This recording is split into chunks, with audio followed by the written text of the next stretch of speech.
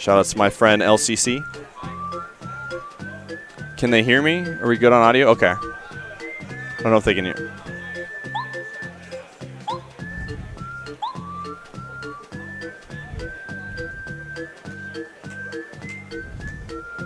Okay.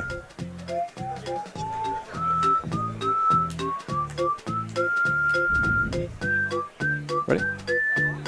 Hello? Hello? Test? Hello? Hello? Stream big? Do better? Is that good? Alright. We ready? Alright. Then we'll start this. Like you need a countdown, GimR? 5? Alright. We'll start in 5, 4, 3, 2, 1, and go.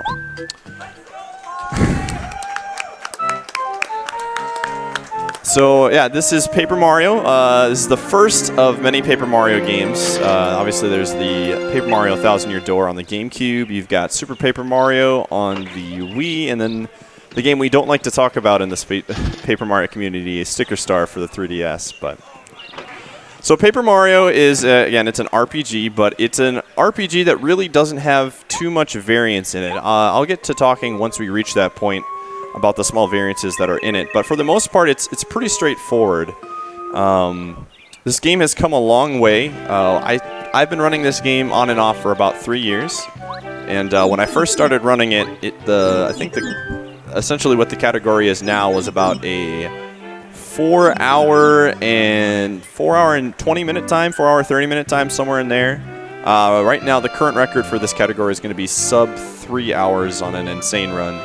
Hopefully we're going to shoot for like a 315, 320 today, but we'll see. But yeah, Paper Mario's come a long way. It was kind of seen as a game like the N64. If you watch a lot of N64 speedruns like Ocarina of Time, Majora's Mask, Banjo-Kazooie, a lot of those games are incredibly broken. And for a long time, we kind of thought Paper Mario was just going to be one of those games that kind of stayed away from that. Didn't really have too many things that we could abuse. But as the game progressed and as we found more things, you're going to see a whole slew of glitches, ranging from wrong warps, out of bounds, frame perfect tricks. It's going to be pretty incredible.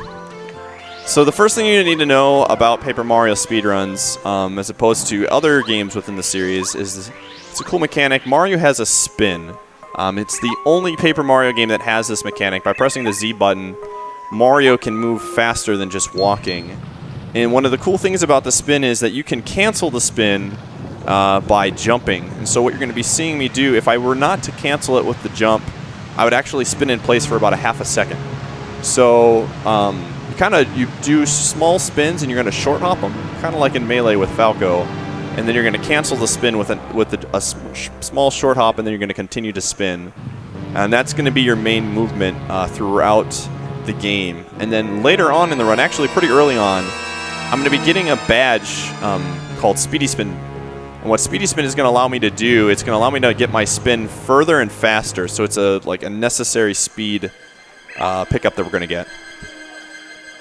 For those of you who don't know, Paper Mario works through a badge system, basically different types of items that allow Mario to do different things, different special attacks. So early on, just like any other RPG, Paper Mario's Prologue is really, really slow. It's not the most exciting thing in the world. In fact, most Paper Mario runners really despise the Prologue because there really isn't much going on. All the battles are pretty much scripted. It's really hard to die. This fight, for example, you can't die. Well, you lose the fight, but you don't die. And so it's just really straightforward. Not much is going on. There is a small little speed gimmick here, or a little thing that you can do. If you tap A at a specific frame during Mario's jump in this animation, he actually does a faster fall so that it saves maybe 1 or 2 frames. But you can do it throughout the run, and so if you do it enough, you can save anywhere between like 8 to 10 seconds. Again, it's not like incredibly noticeable, but Mario will like jump a little bit faster. So there is a little speed tech early on, but again, pretty straightforward. There's gonna be a lot of tutorials that we're gonna be skipping. That's the one thing we do not want to do. Tutorials in a speedrun, we're trying to go as fast as possible, so tutorials slow us down. And hopefully, if you've played the game at least once, you already know what the tutorials are going to be saying. Something else you'll probably notice is playing the game in Japanese. There's a couple reasons for that. First of all, the Japanese text moves incredibly fast compared to the English text. So you save, we don't have like an exact number, but probably anywhere between 5 to 10 minutes just on text alone in the Japanese version. And then another huge portion of the time saved, there are certain glitches that can only be done on the J version.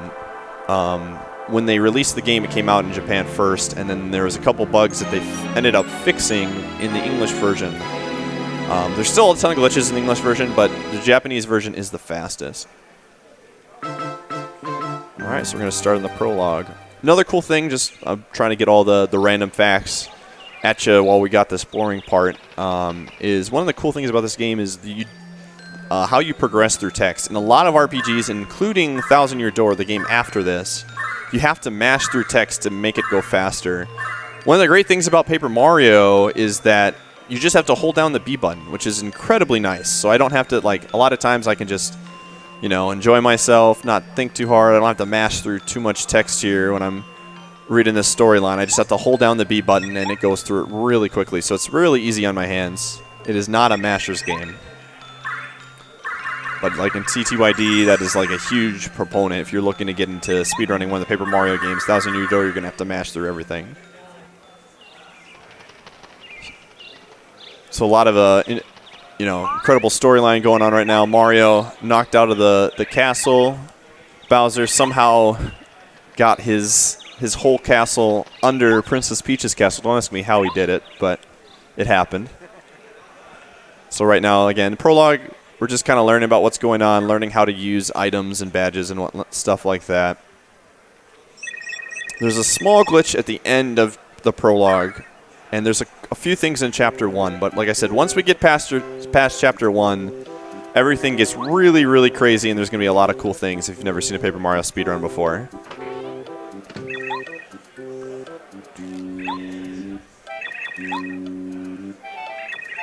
All right.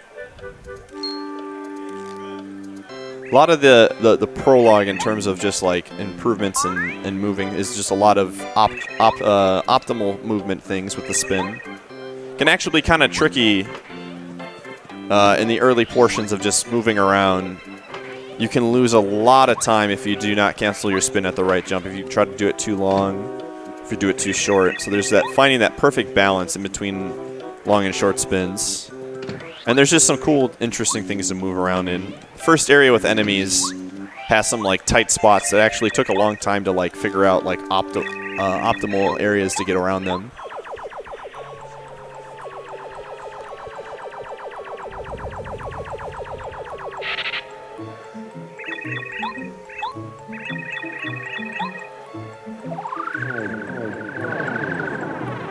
And if you're ever interested in learning Paper Mario or getting involved, Paper Mario community is really, really tight and really, really chill. Pretty much everybody is like super helpful, and if you ever have any questions about the game or learning the game or picking it up, there's a pretty dedicated community of like really helpful people that would love to see more people playing it. So if you have any questions, you can feel free to get in hold of me or whatnot, or like I said, there's other people out there.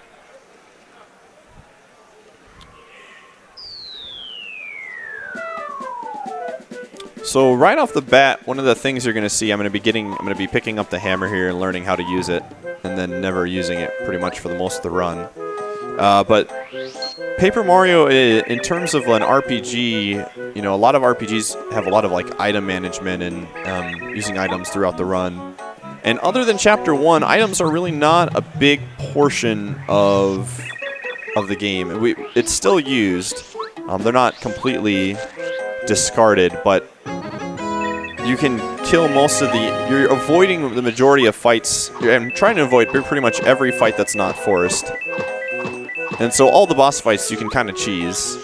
But early on, because we don't have like the necessary flower points or items or badges, we actually need, or yeah, just badges and flower points, we actually need to get items. And so what we're going to be doing in the early sections is you're going to see me getting coins. And after Chapter 1, after I buy the Speedy Spin badge, coins are not important at all. But early on, we're going to be getting coins to buy some power blocks, some fire flowers, And we're also going to be buying the Speedy Spin badge. It's the only badge that I'm going to be purchasing. It's 50 coins, and it's available in the badge shop after you beat Chapter 1. From then on out, all the badges that we get and any items that we get are just going to be completely things that we run into or find in these different sections. So we're fighting Junior Troopa. We got our hammer, but the hammer is slower than the jump. So, in fact, we only use the hammer like once or twice in the run. It's pretty slow. So again, a pretty straightforward fight. It's really hard. I don't think it's even possible to lose that fight. As you can see there, I didn't cancel it, and I kind of spun in place for a little bit there.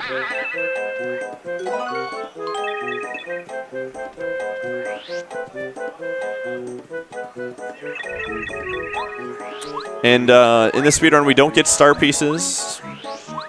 We don't really get the majority of the badges. There is a category in this game called 100%, where basically you get all the badges, all the star pieces, you make all of the recipes, get all the upgrades, and beat all the bosses. It's pretty... I believe you beat all the bosses. So if you're into like a collectathon type of run, that's the run that you want. Alright, so we're skipping our first tutorial here. If you say yes to either of the two options here, he explains how to put a badge on and it wastes about 30 seconds.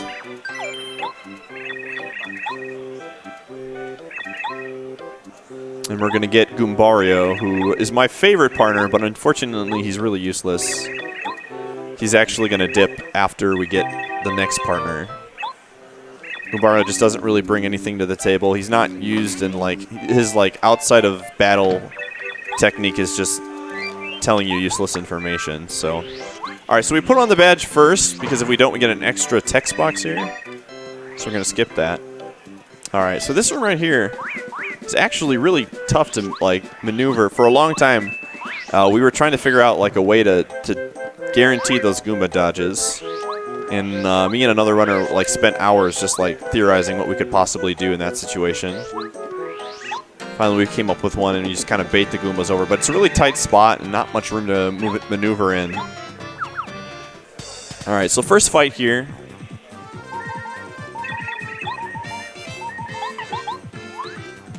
So that fire flower that we picked up earlier is going to come in handy now.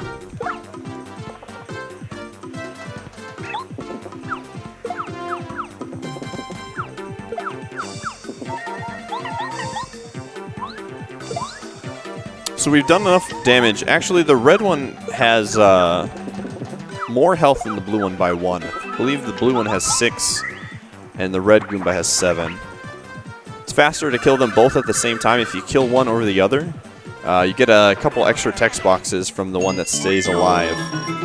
And so it's just, you just take them out both at the same time.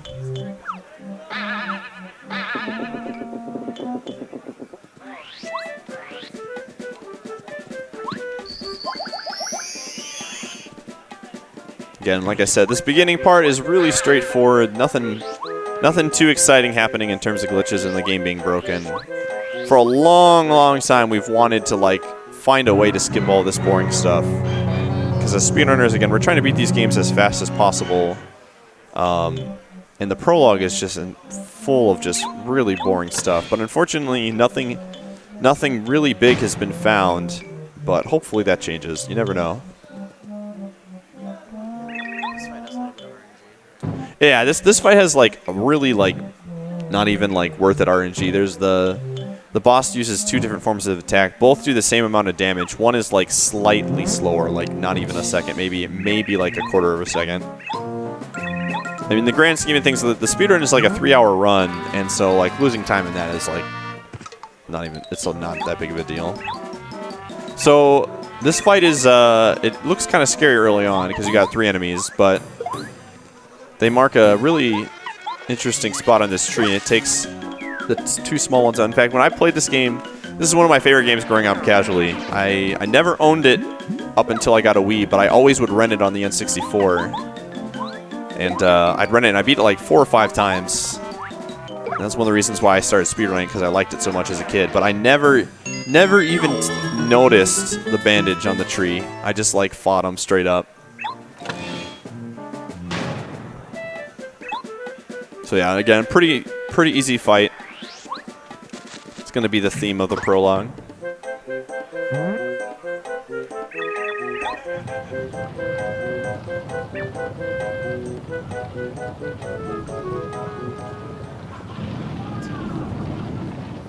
Blasting off right here.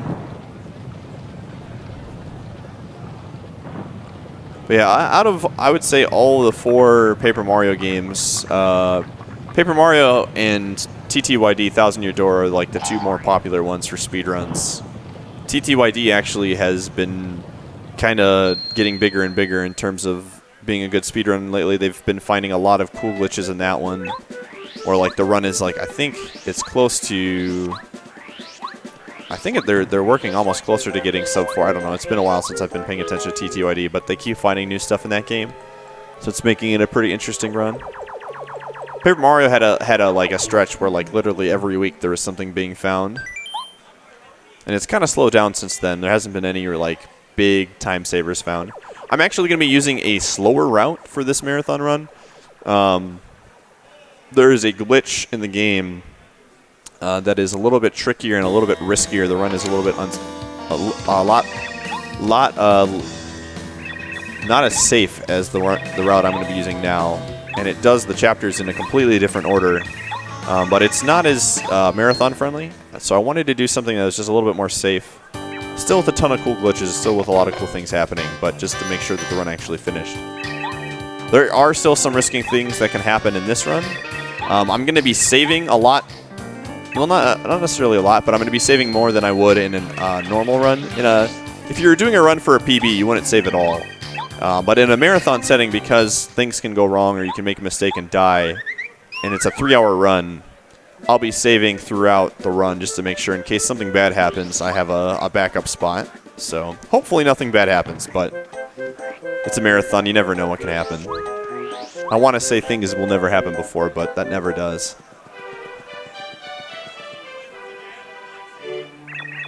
Like I said, Prologue is just full of cutscenes. Most cutscenes in the game, for sure, are in this. You've got 2 Peach cutscenes. You have all the cutscenes in the beginning of the game, talking to the Goombas and talking to Bowser. So, thankfully almost done, but we still got a few more.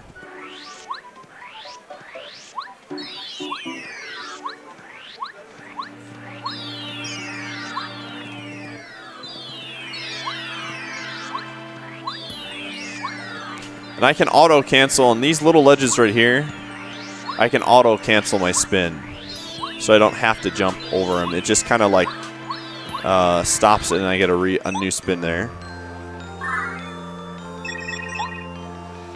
All right, so the stars are basically telling us they are powerless right now. They need saving. And we're gonna get another Peach cutscene, and these stars are basically the definition of all cards. Like I said before. And any percent, which is the fastest category in the game, you basically get a lot of these chapters. You don't like all of them. You don't finish except the last one. Like for example, chapter 1, you get Bombette, the partner, and then you piece through a series of glitches, and then you get Paracarry, and then you just jump around getting certain items or partners, and you don't beat any of the bosses. And so we wanted to put together a category that still stayed true to the game in terms of like completing chapters, but still had a lot of differences between any percent and all cards and glitches. And all cards is essentially the main category now within the community. Any percent is the fastest time, but the majority of the runners are runners of all cards. Most people view it as the best speedrun category within the main 3 that we have. So a mechanic of pretty much every Mario RPG, the item that we're going to be getting, that Peach is going to give Twink and who's going to give Mario, it's called Lucky Star. And what it is and what kind of sets it apart from a lot of RPGs is allows you to use action commands. Action commands basically being when you press a timing at a specific time when you're in a battle, whether it's on the defensive or offensive end. If you're defending, you'll take less damage, and if you're on the offense, you do more damage. It's a pretty cool mechanic in the game, and like you'll be seeing it a lot more often with a badge called Power Bounce. If you've ever played Super Mario RPG, there is an attack called Super Jump, and with it, if you continue to time the action command, you can do up to 100 super jumps on an enemy, and it's like ridiculous amount of damage. And it's like a main proponent of the SMRPG speedrun. In Paper Mario, they have something very similar called the Power Bounce, where you're doing action commands over and over. The only difference is, I don't know if Nintendo learned or just decided to like make it harder, but they basically decided that the Power Bounce, even if you got the action command correctly, would randomly cap, meaning that you could only get so many bounces, and then it would just completely stop you. So you'll see that later on. As I said, Goombario is just useless. He's so bad that we don't even use him in fights. It would take longer to do damage with Goombario in that turn than to just tell him to do nothing. Like I said, he's my favorite partner, but he's just not very useful, unfortunately. Alright, so this is the first glitch you're going to see in the run.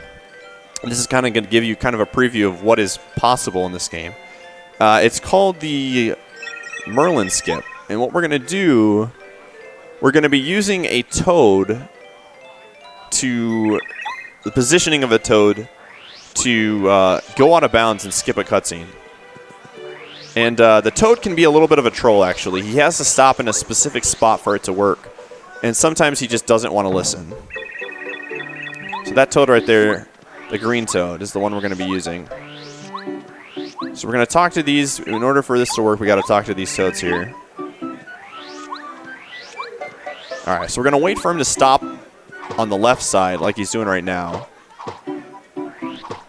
Okay. Okay. This one's tough. He's got to stop. Okay, when he moves like that, I can't do it. I literally have to wait until he stops. Otherwise, it won't work. There. Oh, thought I had it. There we go. Okay, so I clip out of bounds.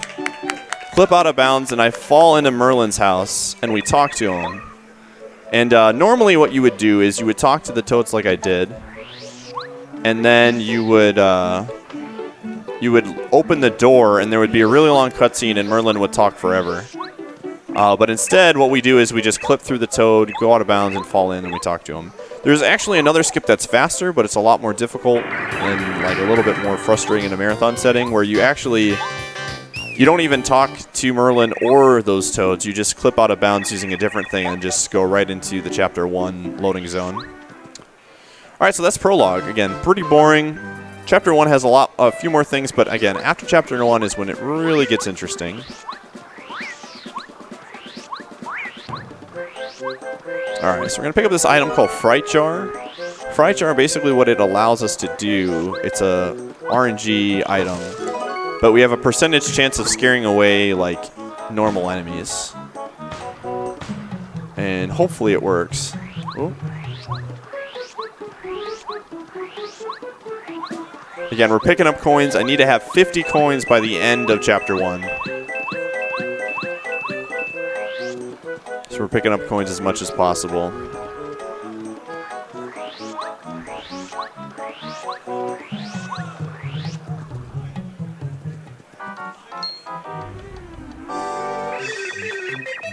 Alright, so the parts coming up, honestly, this is as easy as this sounds. Probably the part that one of the parts I'm most nervous about is this upcoming mini game, because the game can be kind of a troll. I'm picking up 3 POW blocks, and then I'm picking up the fire flower. And I'm picking up the fire flower last for, 1, it's on the way there, and 2, the last item that you purchased or picked up is going to be the first item in your inventory that you're going to have access to. So it makes for battle menus to be a lot faster. I can just open up my battle menu, or my items menu, hit fire flower, and then use it instantly, which I'm going to use for the next fight. So this next mini game, actually can be really hard to follow, especially if your TV isn't good. This TV's pretty nice, though I don't know how I'm going to handle the widescreen. It's maybe too nice. But it basically has 3 where you have to follow along on the blue shell. The problem is on the 3rd one, it can get incredibly ridiculous where it hops between the same 2 trees, and it's really hard to see which one. So I might need some help from my couch crew here to make sure I don't mess this up. First 2, again, really easy. If I mess this one up, it's number 2? All right. Yeah. So this is RNG in terms of placement, too. Like, if it moves all the way to the right, I have to go all the way to the right and waste some time, but... No, all right, number 2 again. Can we get the God run right here? Can we get 3 2s in a row? That would be sick. All right, keep an eye on this one, guys. All right, good. That was good. 3. All right, cool. That was good. We didn't have to move that much, and I could actually see it. We did, everybody. We did it. That's clap-worthy for sure. All right, so say goodbye to Goombario because we're literally never going to see him. Well, actually, I take that back. I take that back. He is useful in one fight. I forgot. That's new tech. But for the most part, we won't see him too much. Sorry, man. I love you, Goombario.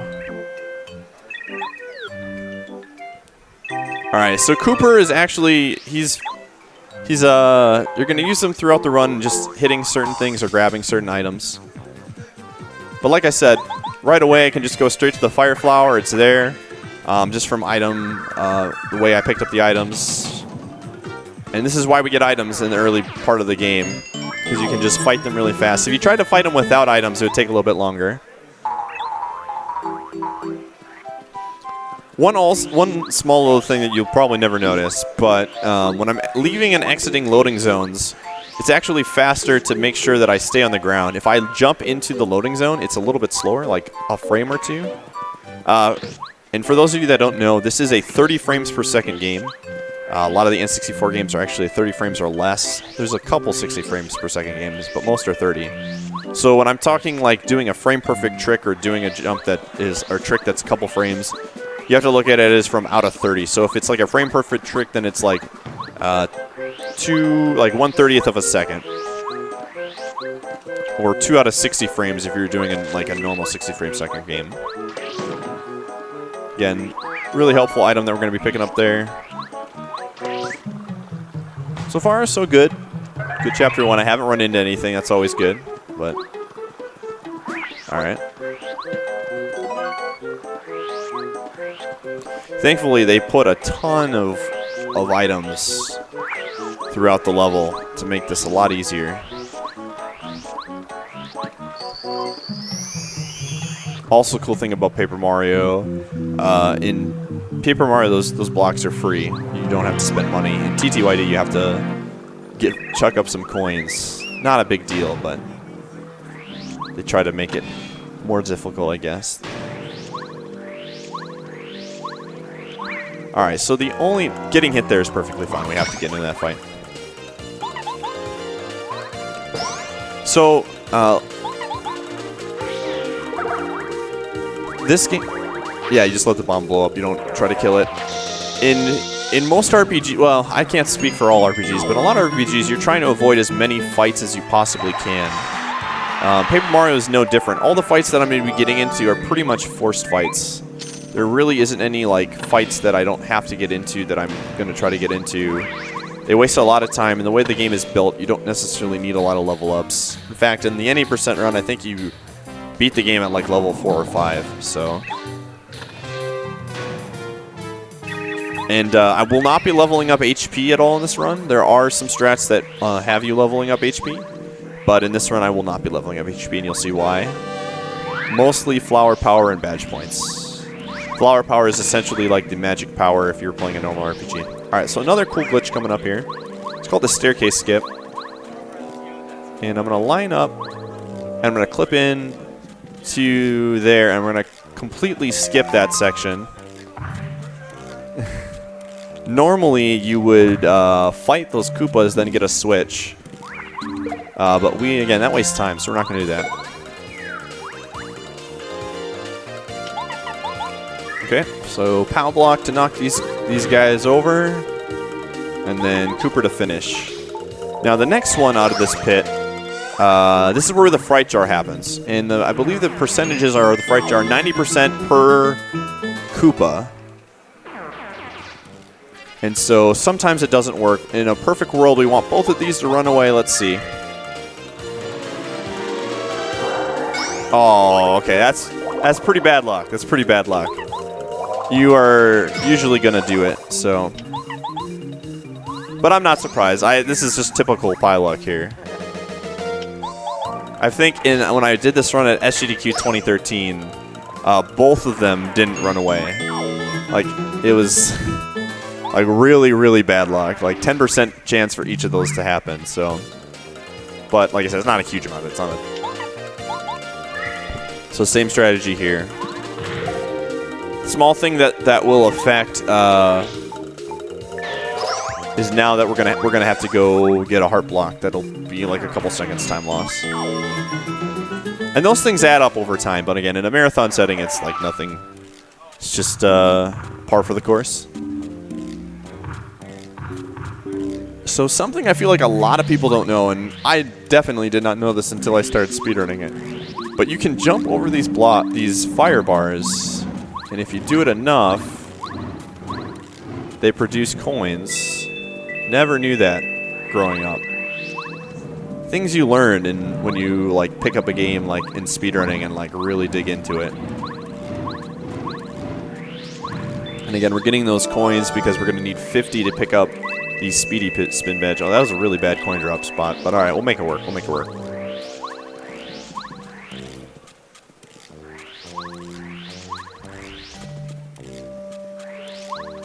All right, so the staircase isn't there, but we don't really care. We're gonna just drop in.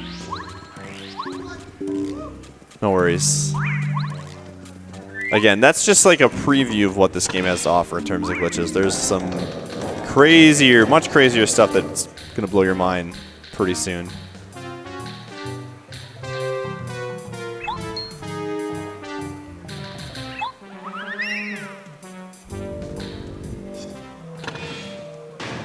All right, so unfortunately, Mario is not the smartest person in the world, and he's gonna fall for the old both, I guess. The old coin block traps switch and bait here, and he's falling down, man.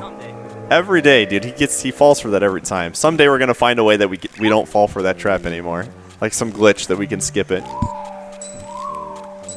So in the any% run, this is where you pick up Bombette, and in the any% you run, you would just like, you would piece. You'd be like, all right, you got Bombette. There's no reason to be here anymore. We don't need to beat the boss. But in all cards, because we have to beat every single chapter, we're going to continue to play through it. And Bombette is one of the few partners that you most definitely need. There's a lot of spots that you have to blow up with Bombette to get through, and she's pretty decent in battle too.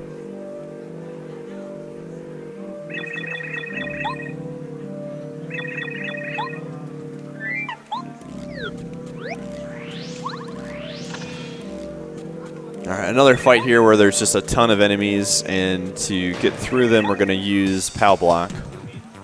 Again, items are really, really helpful in this chapter. This is like probably one of the chapters with the most mob fights, where there's more than 2 enemies. Which can be a pain to fight if you don't have the items for it.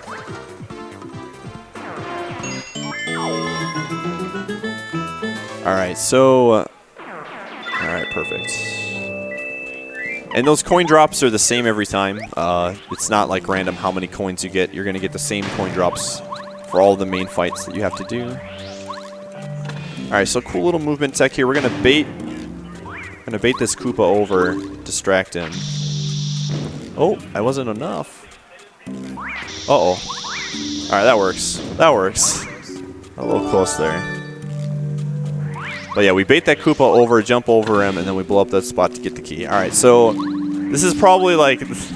I'm going to go for this one time, and if I mess it up, that's it. This is one of the 2 tricks that I found in this game. It's called... It has many names. The Pie Jump, the Cosmo Leap, the Elmo Hop, Oxwas Jump. Alright, so the way this works, there's these switches that you're supposed to hit. And they have kind of long cutscenes. You'll see them here. But, alright, I'd love to get this. This one always makes me nervous because you lose so much time if you miss it. But there's a little crevice. Oh, boo! I honestly, like, that one is, for whatever reason, like I said, I found that trick like 2 or 3 years ago.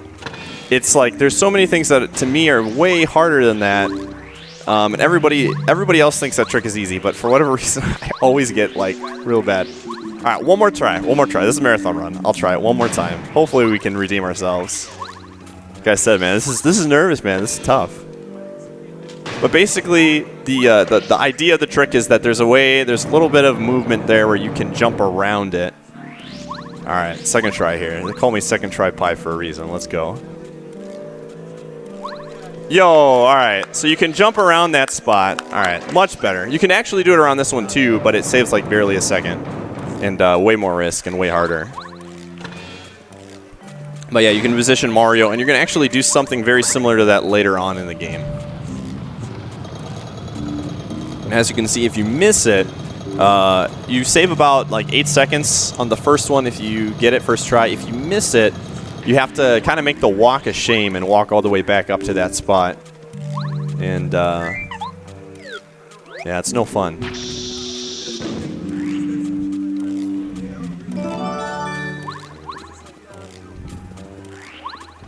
But we're moving on here. Almost, again, pretty quick chapter. You skip a lot of the fights that they expect you to do. And the boss fight is actually pretty easy too. In fact, casually playing through this game, the boss fight was always kind of challenging for me because you have to fight 4 different enemies later on, but with items it's like a breeze. So we're going to walk past those guys. We don't need to fight them.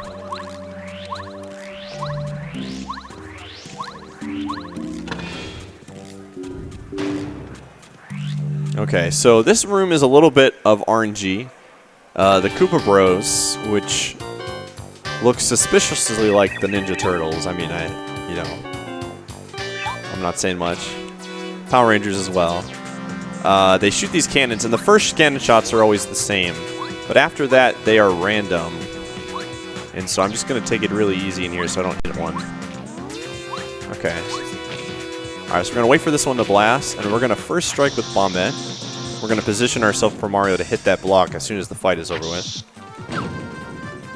So yeah, Bombette's first strike outside of battle is really, really strong. So these guys aren't even really going to get a chance to really do anything. We're just going to just bop them real fast. Mashing, again, not a big masher's game. You have to mash there, but really easy mashing. I'm not a very good masher, and I can do it pretty easily. Alright, gotta make sure we get all of those coins. Alright, we got 50. Perfect. So we're good. There's an extra coin that I could have grabbed if I was at 49 on the way back. It's not a big deal.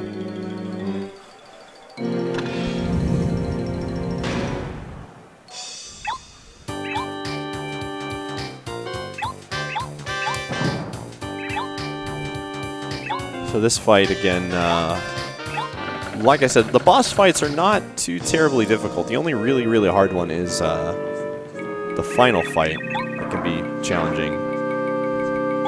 It's Bowser. We're already at the end of the game. So you just kind of go back and forth with Bombette and Mario here. As you can see, Bowser's steaming a little bit. He's a little heated. Alright, so Bowser's down. And again, now, like, for the first, like, main boss fight in the game, casually playing this, it's kind of like an oh crap moment. Like, there's 4 of them. Like, holy moly, how am I supposed to deal with 4 enemies? And they stack. Like, what is this? So the way that this first phase of the fight works is that they have, like, a set amount of, like, HP. Or, like... And you can knock them over one with one Bombette bomb. So we're going to use the POW block to make them stay knocked over. Don't need Bombette anymore. And we're going to use the Fire Flower to finish them. Really easy fight once you do that. Again, if you don't have the items for it, it can be a little frustrating and then take a long time, but make quick work of them.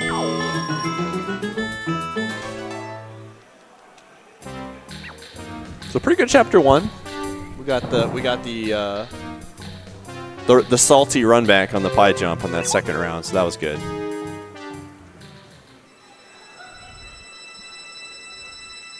Now, the next phase of this is the Peach cutscenes, and I feel like Paper Mario was like one of the first games to.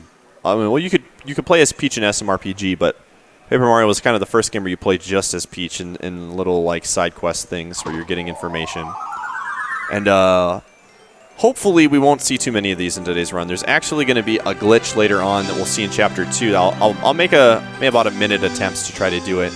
That allows you to skip the Peach cutscenes, a few of the Peach cutscenes. I'll explain that trick once we get there. It's actually kind of tough, but we'll see what we can do. So hopefully we won't see too many of those.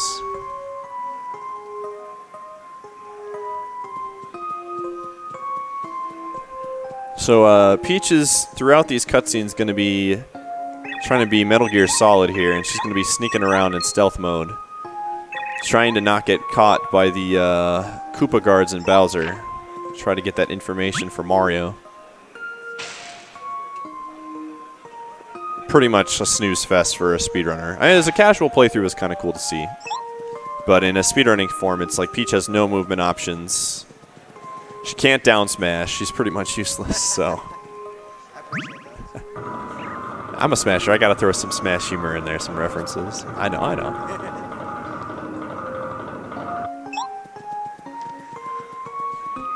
So we're reading the Diary of Bowser. Nothing too crazy in it, hopefully.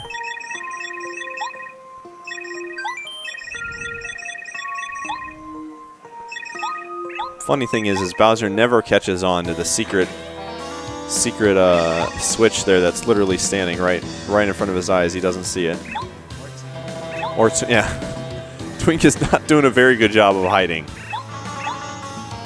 But I guess it's probably hard to see for those Koopas because they've got those masks on. But Bowser's probably just, I don't know, not the smartest guy out there.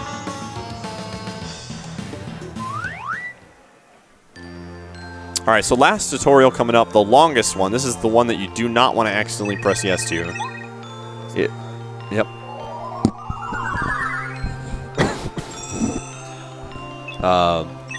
Star power. He teaches you star power, which is pretty important in the run, and it takes forever, like a minute to 2 minutes.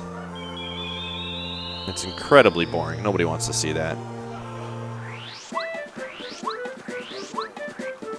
I think I got mine down there. Is it down there? I might need one. Next cutscene, I might take a sip.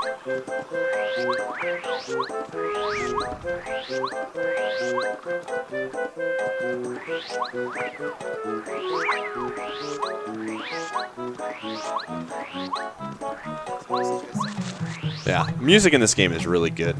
One of the big, like, music for me is always like a big thing when I'm picking up a speed game, because like if I'm going to be playing a game for hours and hours and hours, I want to have a game that I can listen to the music for the most part and not get sick of it. At some point, you still get sick of it sometimes, but it's way, way harder for it to happen than when you have a good soundtrack like Paper Mario. We're going to get a safety badge here. We're going to use this later on. Don't need it, but it helps. Again, we're trying to finish the run, not go for a world record. All right, so Junior Troopa shows up. He is like the lovable rival. Each time you fight him, he thinks he's finally figured you out, but he does get stronger, and he actually does pose a threat later on, but early on we make quick work of him.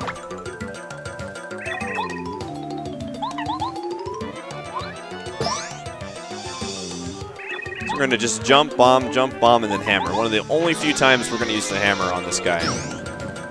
Right now, if we try to jump on him, his armor's too strong, so it would do 0 damage. Luckily, the hammer would do enough charged up. All right. So I have a very important question to ask the people watching this stream right now. This is kind of a little in-joke on my stream. But we're going to play a game.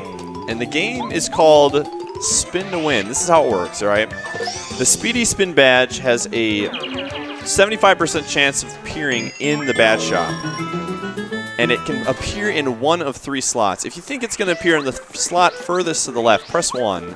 Slot in the middle, press 2. Slot on the right, press 3. If you think it's not going to be there first try, press 4. Not their second try. 5, not their third try. 6, and if you think I'm going to get the worst luck in the world, and the badge will not be there after the 4th try, press 7. First try? All right, so there's only 4 badges, and they rotate. Oh, my God. Of course, it's not there. Of course. This is not a surprise. So when it's not there, I have to refresh the badge shop by going over 2 spots. Again, 75% chance of it being there. Just like that battle we had early on, the luck is not on my side today. And we're refreshing it. Hopefully it's there. So it's not their first try. So if you guessed 4, you might win.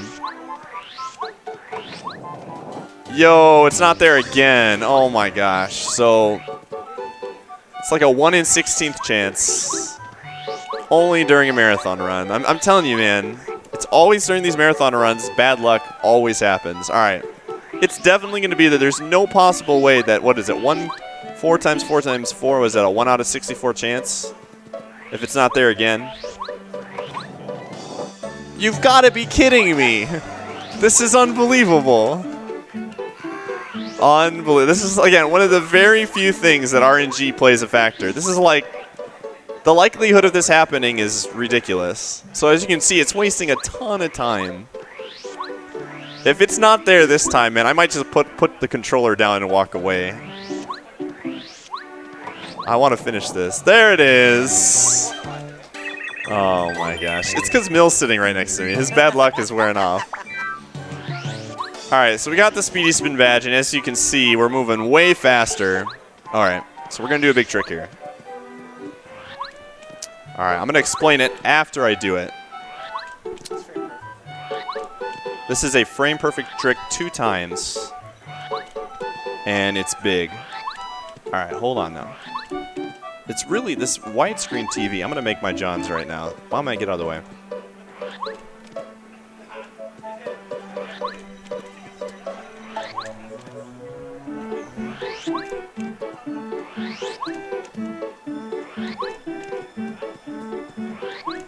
I did this first try at SGDQ. I'm gonna blame the widescreen. Oh, there we go. Almost had it.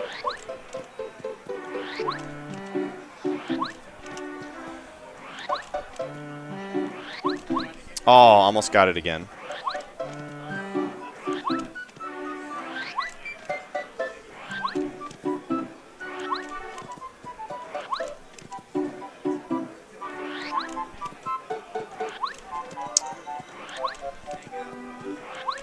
So the one thing about this game is that there's a lot of visual cues. Come on now. Very hard trick. I wish this was easier, but there we go. All right. We got it. Sometimes it feels like you'll never get in there, but so that is probably one of the most difficult tricks in the game. It's called the Blue House Skip, and it requires 2 back-to-back frame-perfect inputs. So the first one is you have to jump at the right time. You're doing basically a double jump to get inside. And then the second one is doing it after that first jump and then landing inside. Actually, hold on, we gotta get that. Inside the house. Yeah. Yeah, Mario has to land inside the house. And then you also have to hold the right angle to get inside. And that trick, for most people when they're learning it, I know it took me about a week to get consistent. It's a very, very, very difficult trick. But it's, and like, yeah, playing in widescreen, so like you, as a speedrunner, like a lot of people have different, I guess, cues that they use to like do certain tricks. Sometimes it's a sound cue, sometimes it's a visual cue. And so you get really comfortable with those cues, or you're playing on your specific TV. So, but yeah, we got it. Like I said, I was not expecting to get that one. I got it first try at SGDQ 2013, but very, very difficult trick. But we got in there. So the reason we do that trick is it allows us to access the Chapter 5 earlier than we're supposed to. It takes us to the warp pipe that we're really not supposed to get to until we beat Chapter 5. But because we can clip into that house, we get access to it way earlier. And it's going to allow us to save some time in the speedrun. So we won't really use it now, but we will use it later. Alright, so Chapter 2 is where, again, you saw the blue house skip. We kind of clipped into that house where we weren't supposed to be in. This is when it starts to get pretty crazy. We're going to pick up Paracarry. Paracarry could arguably be considered the best partner in the game. A lot of the tricks in the game, he allows you to break them. Him and Lackluster are going to be really important.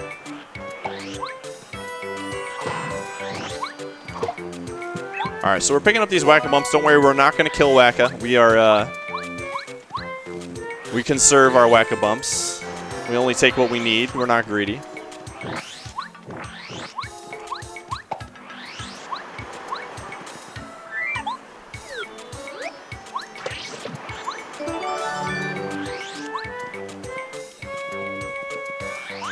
So we're picking up letters. Paracarry essentially lost the letters,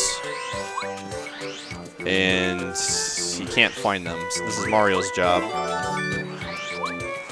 A lot of cool movement things in the desert. Desert's actually one of my favorite places to play when I'm just moving around. A lot of enemies that are positioned in interesting spots that you gotta be creative. This is the first spot you really get to use the Speedy Spin badge to its full extent.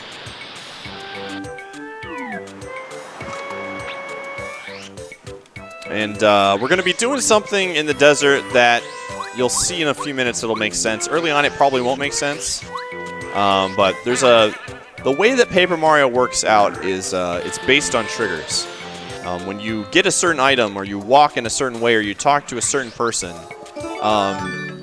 the game's code is like basically programmed to respond in a certain way. And we're going to use those triggers to basically skip a lot of things and do a lot of things in the game that normally you're not supposed to do. And you'll see what I mean in a little bit.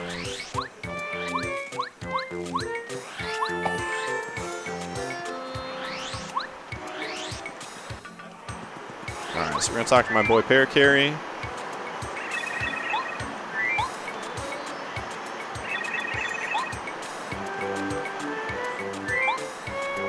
Alright, so in a casual playthrough, after you've gotten Paracarry, what you would normally do is you would go into the desert, you would find, I think it's Mustafa or something, it's some mouse, and you'd have to bring him like a lemon, and he would give you a code, or a gem that allows you to get access to the dungeon. But we're going to skip all those things. That takes way too long.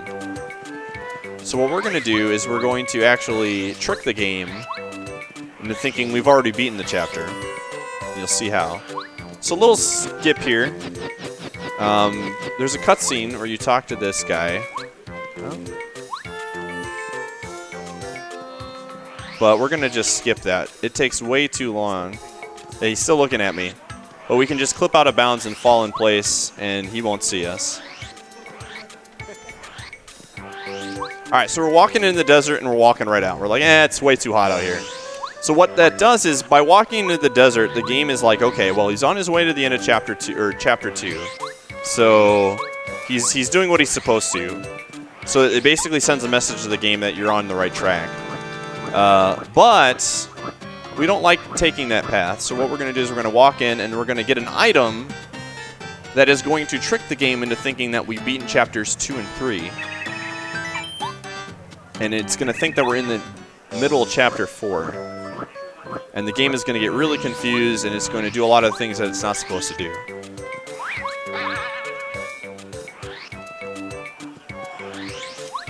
Alright, so we're going to be collecting these seeds. You need these seeds to get into Chapter 6. Currently, right now, there's no way to get into Chapter 6 without the seeds. So we're going to be collecting those.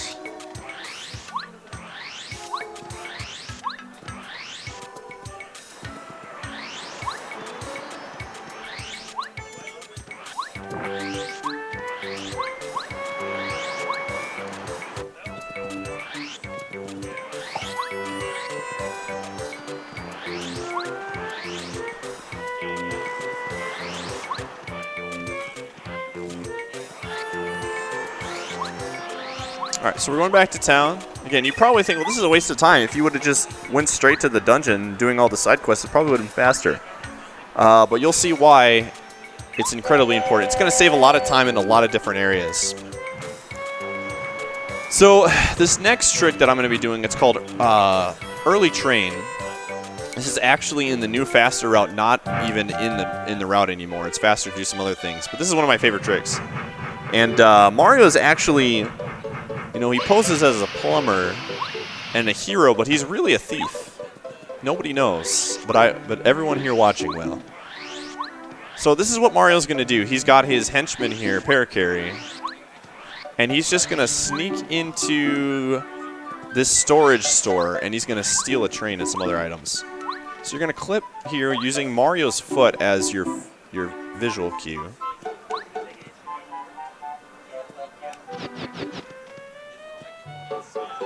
There you go. Oh. Come on, Mario. I'm telling you, man. There we go. All right, so we're on. Wait for the camera. And we're inside, and we're going to walk along the lines here. You can't see what's going on. But I'm getting all the items, as well as the train. And then we're going to break out.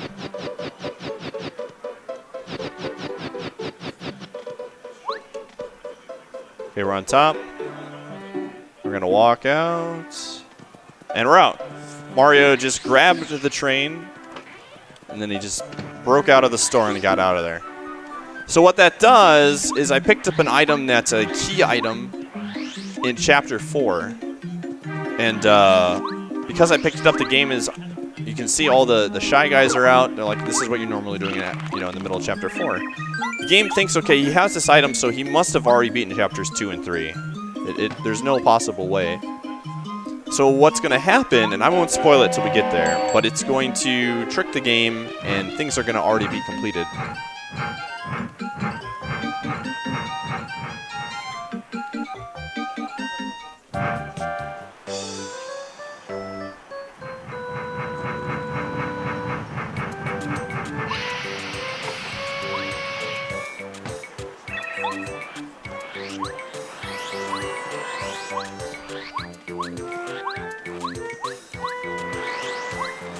So we're going all the way back here. We're going to do the vulture skip again.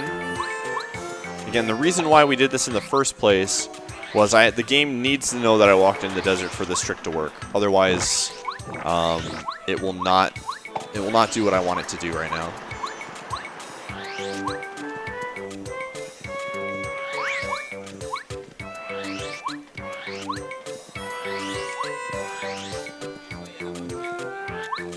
So same thing, we're going to clip out of bounds.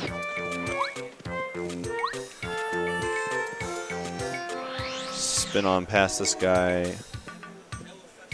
Fall out. Alright, so now we're going to go to the dungeon. You're probably thinking to yourself, well, but Pi, you don't have the gem. How are you going to get in? Let's see. 2 quick donation shout-outs real quick. Gonna interrupt you for a second. Thanks to Falcor1141 for donating $5. He says shout-outs to Pi's chat. And shout-outs to C4M3LT03 for donating $5. Didn't leave a comment. But if you are watching, make sure you do donate. We are trying to hit that goal, raise all the money for St. Jude. Definitely help us out. Thanks for everybody that's watching and has helped out so far. Awesome. Hope my chat gets involved with some donations there. Alright, so you can see the dungeon was already spawned, and not only was it already spawned, but the dungeon is pretty much already completed. As you can see, the puzzles are already done. I can just walk in, grab the keys, nothing special is going on here. And what that's going to allow us to do, it's going to allow us to skip a section of this dungeon that is actually really time-consuming. It's normally you would have used both of those keys already to get past this, to get up to this section. And you wouldn't have a key for this door, so you'd have to hit that switch. Then fight a bunch of enemies and then get the key. Whoa, that was weird. But because of the glitch that we did where we tricked the game into thinking we're further than we were, we can just skip that fight completely. So if I were to walk to the boss room right now, it's actually opened. If I were to go down there, the 3 puzzle pieces would be technically put in place, and I could just walk on down and get to the boss room. But the only issue is the boss would not be there. The game is basically thinks that I've beaten this chapter already, so everything has been completed. So what I have to do is I have to trick the game into thinking I haven't beaten it again. So in order to do that, I'm picking up another key item, which is the super hammer. And by picking up the super hammer, it's going to reset the chapter to where I need to be and allow me to complete the dungeon.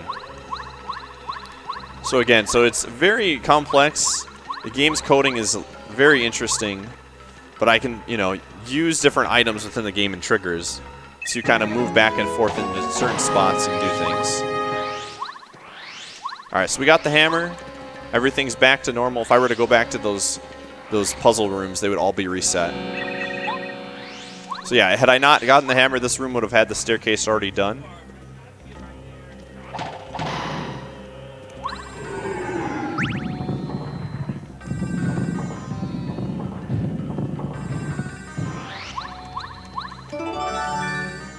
Alright, getting the key. A little tight area here with the Buzzy Beetles. Alright, so this is our first upgrade block. And these are actually pretty helpful for some of the partners. What it does is it allows all your partners to do 1 more damage for each of their attacks, and it also teaches them how to do a new special attack. And most of the partners, when I upgrade their special, I'm going to use their new attack to some degree. Alright, so we're going to use that Thunderbolt we picked up. These chomps have actually pretty high defense, so it's nice to just kind of go through them. Alright, so we leveled up again. Oh, that's actually really good. We leveled up again, and it's going to be FP. We won't level up badge points until the end of Chapter 3.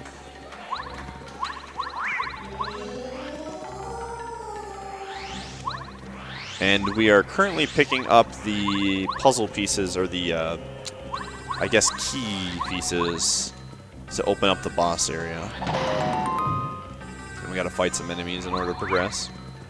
Again, Bombette, really, really helpful out of battle, starting first strikes. She just kind of goes through the defense pretty easily. And then I just use her again. If I would try to fight these with Mario, their defense is too high, it would take way too long.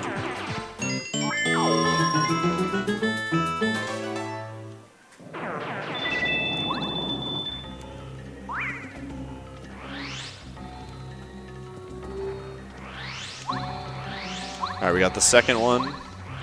Oop.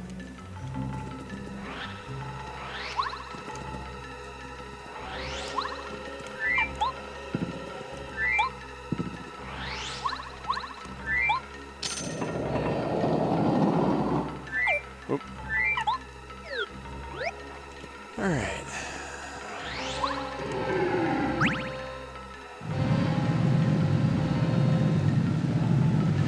Get the final piece here. And you're playing through the game casually, it reveals the order in which you need to put the pieces. Hopefully, if you're speedrunning this, you already know. Though I have forgotten sometimes. It does happen every now and then.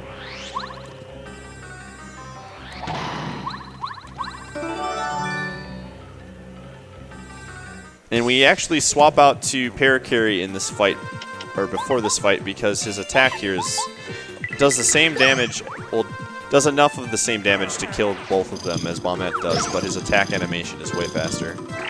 Since we're using it twice, it's like a second or two of time save. Plus we use him for the final fight as well.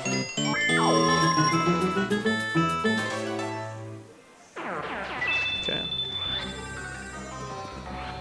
So again, had we not reset the chapter with the hammer, we would technically not have to do any of this to get to the room, but the only issue is the boss would not be there.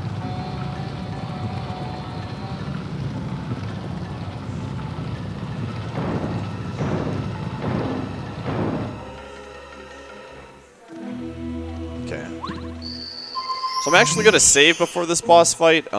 It's very hard to die, but I have done it before, and it would be a real shame to die here again. We're going to do a lot of saves that I normally wouldn't do in a speedrun that was going for like a PB or a world record or something like that. But because This is a marathon run, and, you know, we've already seen some crazy things have already happened with the luck. I want to be extra safe.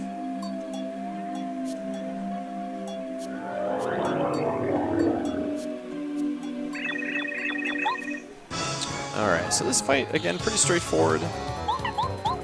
One little thing about this fight is he's going to bring out a chain chomp on his first turn. And it actually changes the trajectory of Mario's jump, so where the timing is slightly different. So if you were trying to just autopilot the jump and just do the timing at the same time, it would not work in terms of doing the damage. Changes Mario's the loop a little bit. So I'm going to try to block these just in case I mess up something in the third attack phase. Ideally, you want to kill him on this turn, like I'm about to do. But sometimes if you miss a jump action command, you still get another shot as long as you block everything. So again, pretty easy fight. Still wanted to be careful. Sometimes bad things can happen. All right, so this next glitch I'm going to try to explain as best as possible. But this is called loading zone storage. The way it works is I'm going to jump into the loading zone with Mario, and I'm going to store it using a frame-perfect jump. Then after I've stored the loading zone, I'm going to do more frame-perfect jumps in a row, and I'm going to grab the card. And as I grab the card and touch the ground, the loading zone is going to kick in, and it's going to allow me to skip the Peach cutscene while grabbing the card. It's very hard. We'll give it a couple tries, but it saves a lot of time. Oh, almost got it. See, it's loading right away. It means I dropped it. Oh, almost one more would have got it.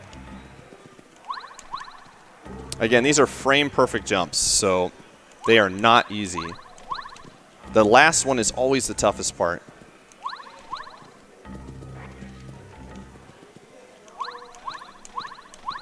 Got it. Perfect. That was good. That was third or fourth try. That's pretty good. So, to break it down, what frame perfect is going to mean. In fact, I'm going to heal up here. So this game runs in 30 frames per second. And so you are doing usually around 3 to 4 jumps there. And so you're doing 3 to 4 jumps at 1 out of 30 frames 4 times. So a very, very small window. And if you mess it up at all and you touch the card in the wrong way, you still get the cutscene. So to get that one for after a third or 4 tries is really solid in a marathon. I'm pretty happy with that. And what's weird about that one is that like the other two, I'm going to be doing that same trick a few more times. That won't be the last time I do it. And they will be more in like an open area where the loading zone isn't cut off. But if you notice, there's like a little archway in that one that makes it way more difficult because the timing, you have to time it to where like Mario's jump is not like, if he hits the top of the arch, it messes up the jump timing. And it just kind of like, it's much more difficult. Even though it's like a shorter one than the other two. Alright. So far so good. So again, we skip the Peach cutscene, we still grab the card. Again, the definition of this category is all cards, so you have to physically touch the card in all circumstances for all of the end chapters. Yes, and this... So another fun story of my casual playing through this game.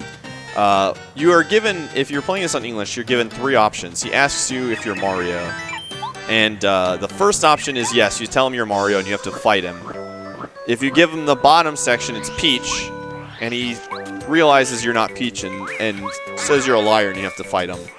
So growing up as a kid, I was like, I don't want to lie. I'm not going to lie to the vulture. I'll tell him I'm Mario. And so every time I played through it, I told him I was Mario and fought him. One time, I was like, you know what? I'm going to lie this time, and I'll show this vulture. I'm going to say I'm Peach. And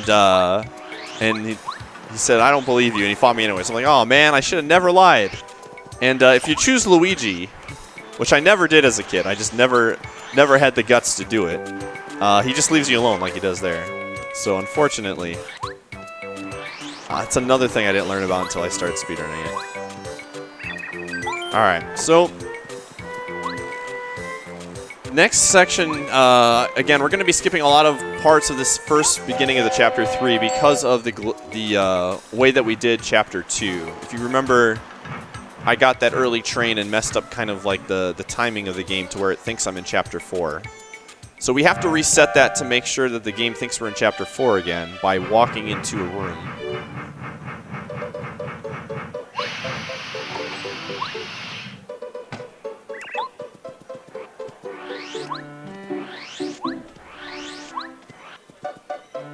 So you notice the music is normal. Normal Toad Town music. By walking into here, the music changes, and the game thinks we're in Chapter 4 again. So what that allows us to do is, normally there's a cutscene here that we have to watch that's really long. I'm going to save here, actually. There's a cutscene here that's really long that we have to watch. And then there's another cutscene after this section that you have to watch that's really long. So we skip all of those by doing it that way. Okay, so one of the, I guess the downside, it's not really a downside, but one of the changes that happens because of the order that we do these chapters in is, normally you would fight Junior Troopa on the way out of Chapter 3, right? You would beat the chapter, you would come out, and he would face you. But because the game technically thinks we've already done Chapter 3, we're going to fight him now instead of on the way out. And he's a little bit stronger. We actually have to be really careful with timings, otherwise we could potentially die, and that is why I saved there. But again, if you get all the action commands, you're pretty much in there. In fact, you can miss one, but he's designed to be that you're, by this time casually, you're probably level like 6 or 7 or 8. You've just got done with chapter 3. You're ready for him. We're already lower level, under leveled, and we're not even done with Chapter 3. We just started Chapter 3, so it's kind of a challenge.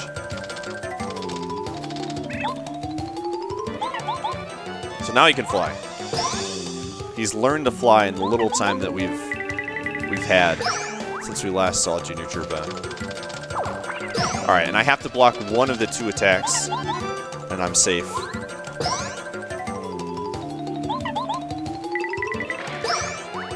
We're in there. I'm going to block this again just for practice. But we're fine. Now, it's really important that I para-carry here first. If I don't, I'm actually going to run out of FP later on in the fight, and I'll be in a really bad spot. Alright, we're good.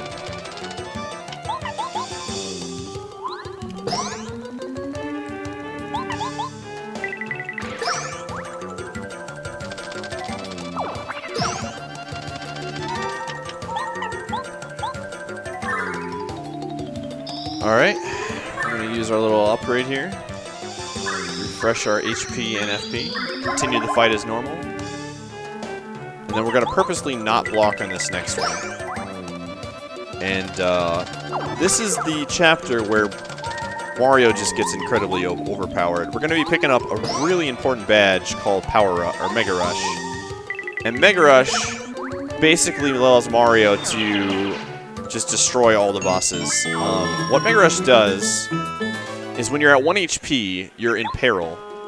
And when you're in peril with Mega Rush equipped, you basically do +4 damage on all of your attacks. And what's really good about that is when you pair it up with a badge called Power Bounce, which we talked about a little bit earlier, whereas as you press the A button, you continue to press it, you do more and more, you continue to do more attacks. You're just doing a ton of damage. So normally you would do like 2 with a Power Bounce at this level. The first Power Bounce is now going to... Oh, what am I doing? Room early. Whoops. Sometimes you forget what room you're supposed to go to. So normally you would do like 2. Instead of doing 2, like 2 and then 1, 1, 1, 1, 1 with the Power Bounces, now you're doing 6, then 5, then 4, then 3, then 2, then 1. So you do a lot of damage and you're able to beat a lot of the bosses really fast. Okay, this can be a troll. This minigame, again, the minigames in this game can be really weird, like the hit where they drop it. Okay, that one was good. That one was easy. Sometimes it's like really incredibly hard. Like it drops it where like, it looks like it drops it in 1, but because of like where it drops, it's actually in a second one. Yeah, I didn't have to go too far too.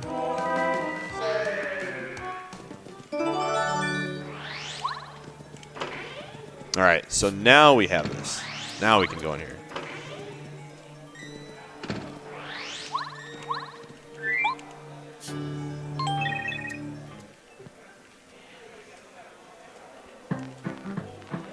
All right. So we're waiting for him. Sometimes he takes forever to dance. He likes to dance, but sometimes. All right, you got to wait till he's hopping. All right, there we go. He's good. Got to bait him over with the music. So this is like, I guess, the mini dungeon or whatever, or just the setup for the main dungeon in this game. Yeah, the mini boss. We're going to be picking up Bo. Bo was actually one of the partners that you skip in the any % run. Bo is not used at all. What? Yeah, in all cards you don't really use her that much either. She's used in the final boss fight for a few things, and then you know, she's used in a couple other fights. But at any %, she doesn't she has an ability that's good, but it's not good enough to where you actually have to get her. So she's expendable. Yeah, more mini games. This is the mini game mansion right here. All right, about to cut in again to give some more shout outs for some donators. Thanks, Mr. Emperor Sir, for donating 40 bucks. He says, shout outs to Pi playing one of my favorite games of all time. Shout outs to the guy on the left who donated $1. He said, if everybody in the chat donates $1, we'll make the goal, boys. Come on, everybody, pitch in $1. We can do this. Do it for the children and for the book reading, Meng Lee. Shout outs to Laser Sniper for donating 10 bucks. Says, I didn't know AGDQ was happening 3 times a year now. Serious though, nice to see another one of these events pop up, always fun. And we have one more person who donated 10 bucks, anonymous. He was like, just wanted to give us a couple dollars. Definitely appreciate it, thanks. Cool, awesome. All right, so another mini game there, nothing too much to talk about. Got a maple syrup. Got the super boots, I believe it is. So we get the super boots, and then we get Bo. No, out of here.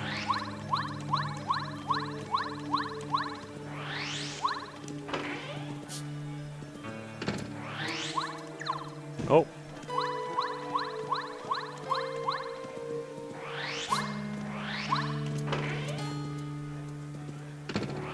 This is all so we can get a painting. Or like a, I don't really know how this works, but it's like a part of a painting. It doesn't look like a painting right here. It doesn't look like anything, but it's just a portrait. I don't know.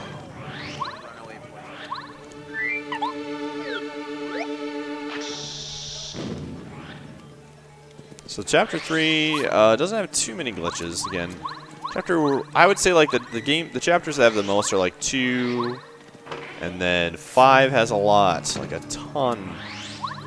6 is pretty tame, and then 7 and 8 are both really full of skips. So this is more movement based and what is it? Portrait key? Okay. Ah, okay.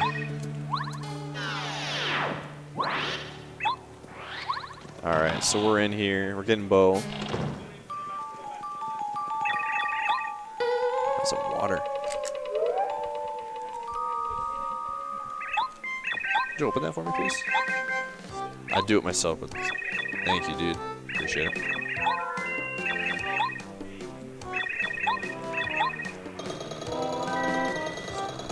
It's really hard holding this B button down sometimes, you know.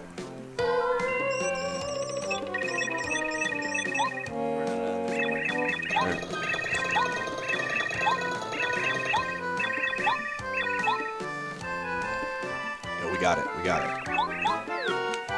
All right, so we got Bo on our team. So her outside of battle ability is encouraged to be used in this chapter a lot in certain circumstances, but you really don't ever use it. Yeah.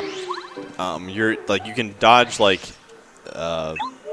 enemies or like not be seen by things, but because we have the speedy spin badge, we can move fast enough to where we can dodge it without having to worry about those enemies. One of the reasons why she's not useful in any %.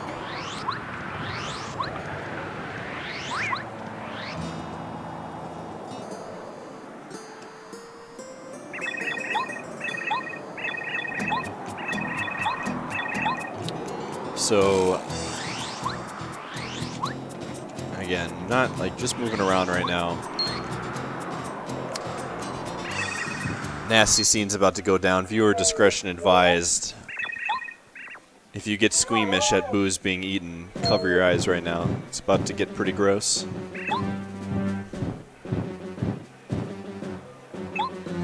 Rest in peace, Boo. Just like that. Yo, press F to pay your respects.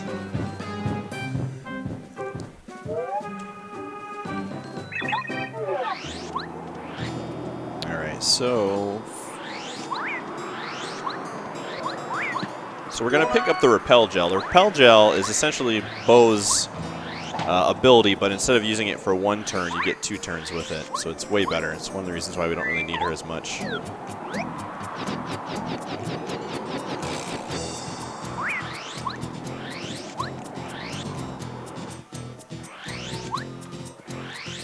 Okay, we're going to save again. We're low on HP, and again, the reason we're doing that is because we're going to be getting Mega Rush badge, so we want to be at 1 HP, so I just want to save there, just in case. Pretty hard to die here, but again, it can happen. If these guys first strike you, you're pretty much dead. There is no, like, mischance in this game unless you have a certain badge equipped. So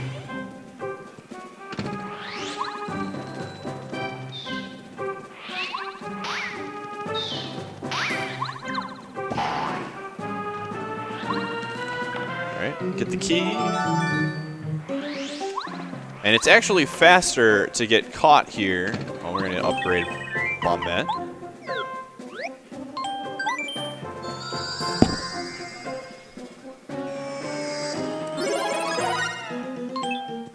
It's actually faster to get caught here than to try to go back to the beginning of the room. So we're going to get caught on purpose.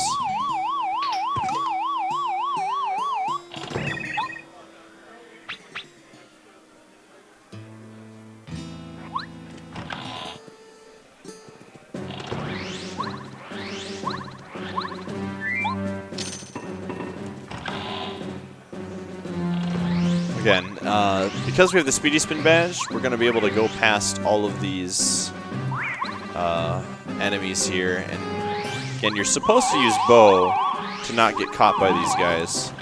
Because we can go quickly, it doesn't really matter.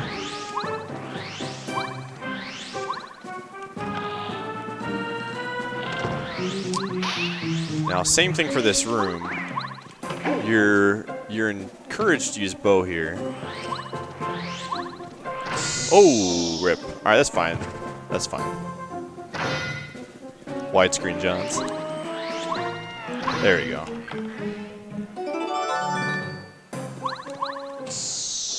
All right, so we get back up to 1 HP, and then we use the honey syrup.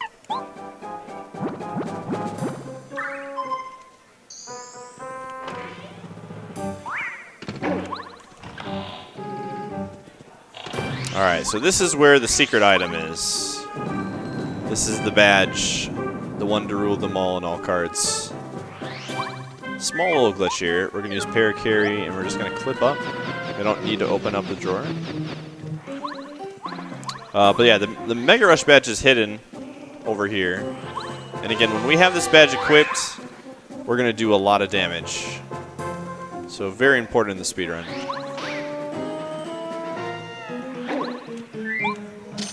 Clubbos are not very smart.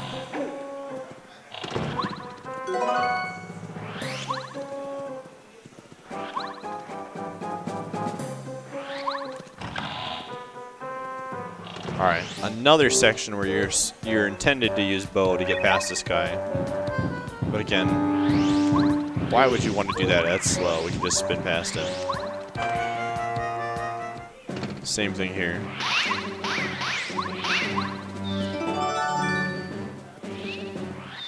Do that. We're in and we're out.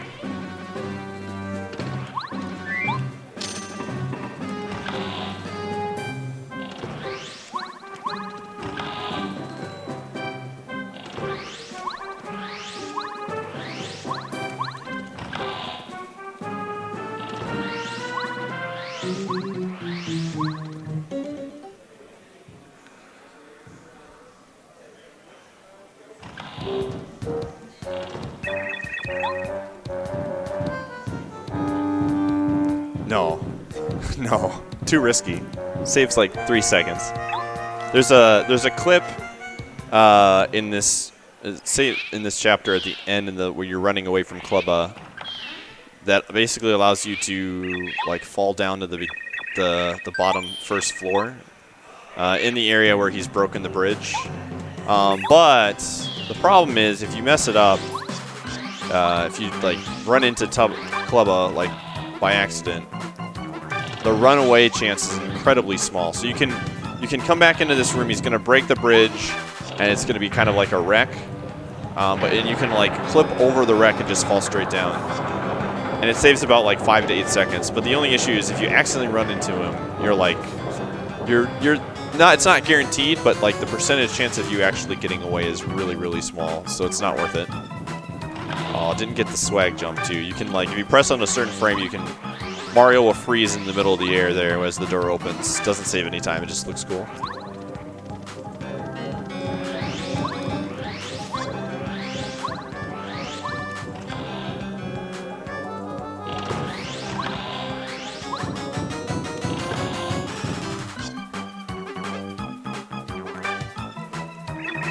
Alright, so we're on our way out. The boos here are going to help us out.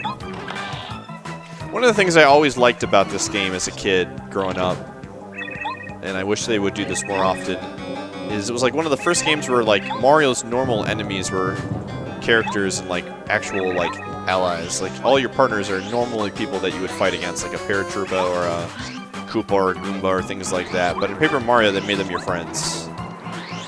And I always thought that was a cool dynamic of the game. So we're just spin past everything. Again, we're in 1 HP, so we're at where we want. We got to be very careful here, because again, things can kill us if we run into them.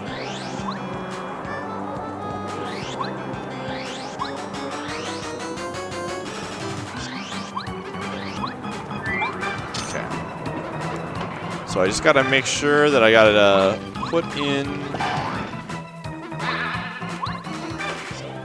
put on the correct badges before I start the fight.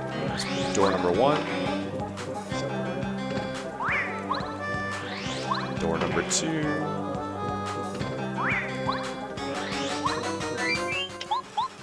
Okay. Alright, good.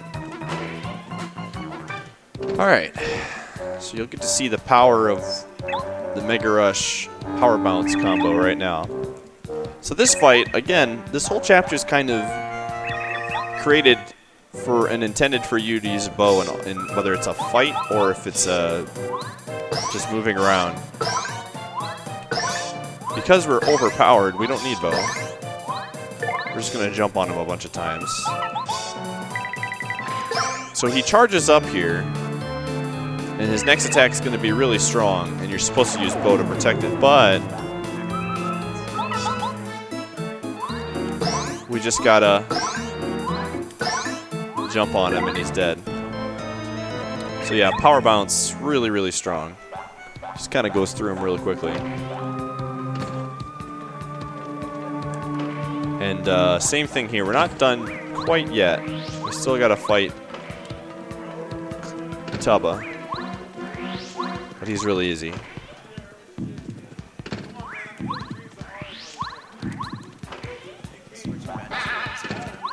No. Because you're going to switch anyways. And you still need the Mega Rush for this fight.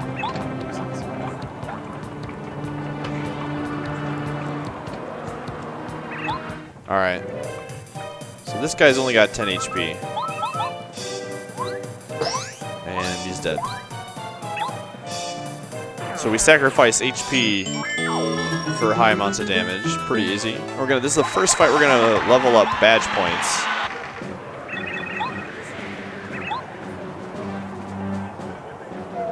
Alright, so we're going to do that loading. I'm going to actually save again after this fight. We're going to do the loading zone storage. Give it a few tries. If I can't get it, we'll just do the cutscene. It's not that big of a deal.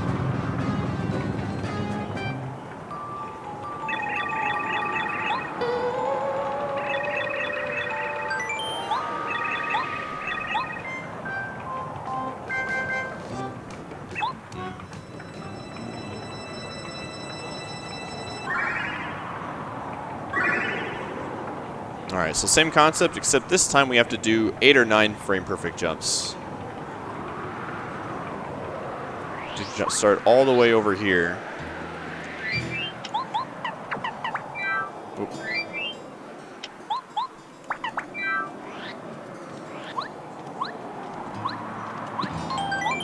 All right, so frame perfect jumps, about 6 or 7. Jump into the loading zone. Got to hold on to the loading zone and continue to do frame perfect jumps. Got it. That was really good. That was really, really good. Second try. So yeah, that's like 7 frame perfect jumps. Again, 1 out of 30th of a second that I'm doing those tricks in. So it's an incredibly small window. And I have to do it like 8 or 9 times in a row. So I'm really happy with this run so far. I mean, other than Blue House Skip, which took more than I wanted it to, everything's gone really, really well. I'm pretty happy. And the badge stuff, yeah. Things that I could control, everything has gone pretty relatively smoothly.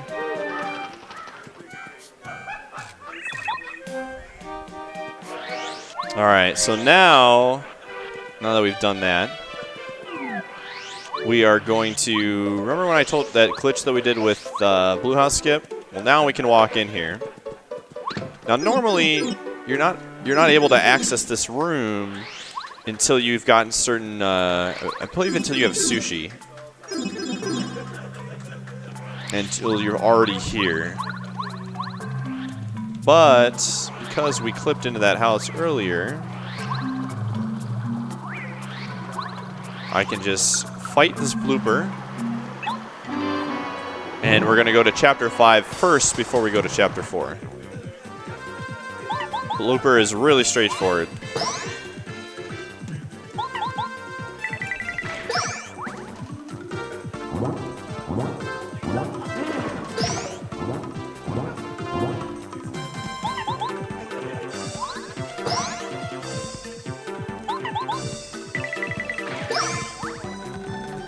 So I think he has 30 HP.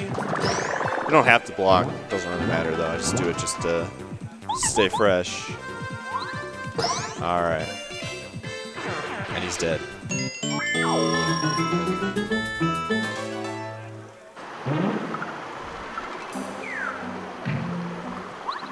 All right, so we hit the switch, and we're in Chapter 5. Skip it. So you skip a ton of things to get here. Normally you have to ride a whale. There's a lot of cutscenes. You see an ugly seagull. It's never worth it. All right, so Chapter 5 is probably the most broken chapter in the game. We are going to be skipping a lot of things. So the lore of this chapter is you're here, and you need to get to the volcano. The volcano's far, far away. So you're like, oh, how am I going to get to the volcano? And you have to save a bunch of Yoshis. Then you have to meet a bird, and the bird builds you like a contraption to get across. And that takes like a long, long time. And so we don't want to do that. We want to just get to the volcano right away. And we're not going to save the Yoshis, unfortunately. They're going to be lost in the jungle forever, never to come back. Oop. So yeah, all the Yoshis are missing. Mario does not care, dude. He's got a princess on his mind. That's all he's worried about right now.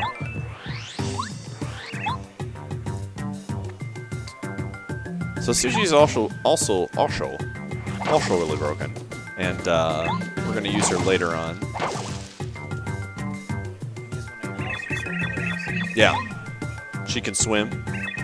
In fact, there's a glitch in the old route that was really, I'm really sad it's gone, but where basically you swam on land. It was really cool, and then you walk on water with Mario, so it's kind of backwards. But yeah. All right. So like I said, saving the Yoshis takes way too much time.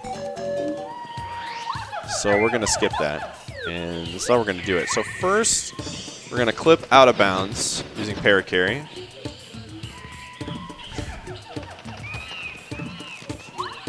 Oh, all right. So we loaded that up. That's fine.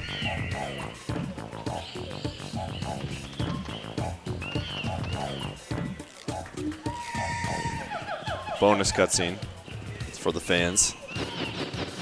All right. So go out of bounds. Got to be careful not to accidentally jump in. Whoa, what the heck? Mario? Hello? It's crazy, like, there's certain tricks in the game that, like, I feel incredibly confident in. This is one of them, but in a marathon run, you never know. What is going on? Okay, I think I know what I'm doing wrong.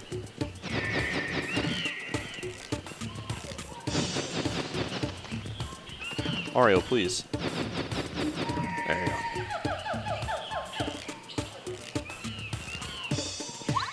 There we go. We're going to wait till paracarry, or what is going on? This trick does not want to work today. All right.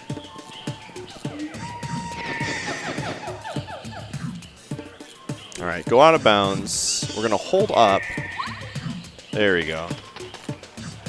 It's not working. It's broken. They patched it. Nintendo patched it. Frickin' Sakurai, man. He changed it up. Diddy, yeah. First they patched Diddy, now they patched Paper Mario here. All right. There we go. That should be good. There we go. All right, so we're out of bounds here. Took a few more tries than I wanted to. That's fine. But we're not done yet. So we're out of bounds. We got to stay out of bounds. And then we're going to fall backwards, hold down, and then we're going to just jump into the volcano. And we're going to refresh our health. And everything's loaded back up again. Once you leave the volcano, it's like you did everything.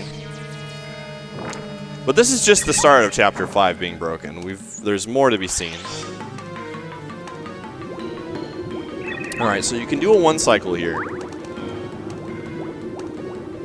If you go fast enough with your spins, you can make the jump here, you'll see.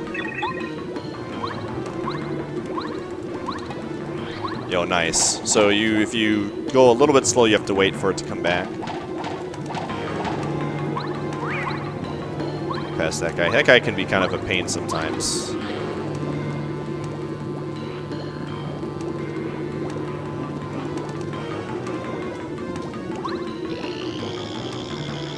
Alright, so this is the only other trick that I found in this game. There's a lot of really great people in this community that have found a ton of things. And, but this next trick is going to be one of the only ones that I found. Again, shout out to the Paper Mario community. A lot of people that have been broken this game. So, alright, we're going to use kind of the same idea of that first skip with the pie jump. And we're going to, like, position Mario to where he's on an angle, and he can just spin out and land on the side of the lava. What you're supposed to do there by the game standards is you're supposed to push the blocks and kind of stop the lava flow and then cross. But there's a cutscene with it, and it takes time, so instead, we're just going to clip out of there. And what's nice is once we get the hammer, yeah, it just auto-loads. The game thinks that you've already done it. Again, with the whole, like, picking up specific items, the game is essentially tricked into thinking you've done things. So it allows us to skip that completely. Also, Chapter 5 is incredibly laggy. It's laggy on both, but on the VC it's even worse. Like, it's just like the frame rate just completely drops. Where it's really hard to see what's going on sometimes in certain sections. Alright, gonna shout out a couple more people for donating. That guy on the left donated $1, said I was told to donate $1. Shout out to Simple Flips for donating $1. He said previous donator said to donate $1. Also, Anonymous donated $5, said Paper Mario Pog Champ. Kappa123 donated $1. Our purple shirt guy and black jacket guy taking shifts sleeping. Nah, they're definitely awake, wide awake, definitely enjoying the stream. Gotta shout out, there's 2 more people. Anonymous donated $10. He said donating to save Yoshi's. Thank you. You know, some of them would die out without you. Anthony donated $5. Good luck, guys. Hope that goal of 50,000 gets smashed. And I lied. There's actually one more. Haruna donated $100 and just said, "Mamma mia!" Definitely appreciate it. Thank you so much. Thanks for the $100. Nice. Quick, all those claps for you. Quick skip there. I used paracarry to clip through that wall. There's a loading zone there. This is probably the easiest skip if you wanted to try this one at your home. Just load up a game right before that. Just position paracarry slightly before the door and then just hold down on the C button and you'll just clip right through. It's pretty darn sweet. Alright. So this next fight is probably the first fight where RNG kind of has a bigger play into things. This is where caps also come into a factor. I talked about it earlier, but the game randomly decides when you are going to stop power balancing, even if I get the timing correct. So if I get capped on this fight in a bad spot, I will actually lose a life shroom. That's why we picked it up. And it wastes time. Of course, caps. So we did not want that. That was a 6-3 cap. We want 6-2 both times. But unfortunately, we got some bad luck.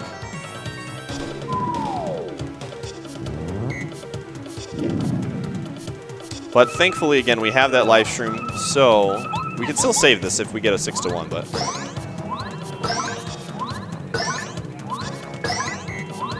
The dream? Yo, not... you gotta do 6-1 to 1. So what happens is, because we got capped, nothing we could do about it. We did the timing correctly. Mario's gonna die here, but he has the life shroom. Nothing I could do about it. It will put me back in peril, actually. What's gonna happen is it's gonna attack me again with a 4 and then attack me with a 5. And so we're right back into 1 HP. So again, the life shroom is, it's nice to have later on in the run in case you run into something or like mess something up and you make a mistake and die. And it's nice to save time on this fight, but you know, it's not the end of the world. That's why we get the life shroom. In fact, there's like a safer fight for this, again, that I don't do just because of just what I'm familiar with the route. All right, so we're gonna use the snowman doll here. Shout outs to the snowman. Yeah. And we're gonna use sushi here.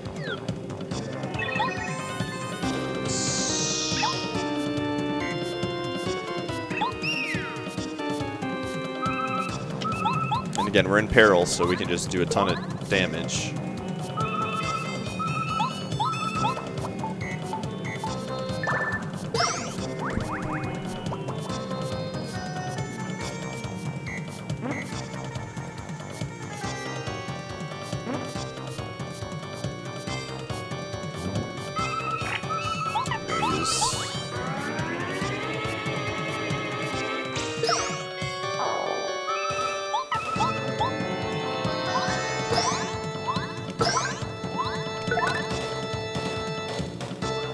They're gonna shoot out here. Fine. And this will kill. Alright.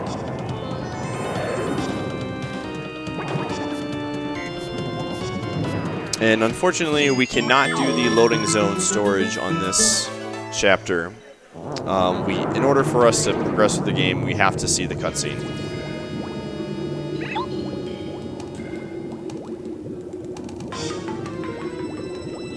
But this will not be the last time that we are in Chapter 5. We're actually going to come back here for a different reason. Which is, again, another reason why this chapter is so broken. But you'll see in probably like 45 minutes or so.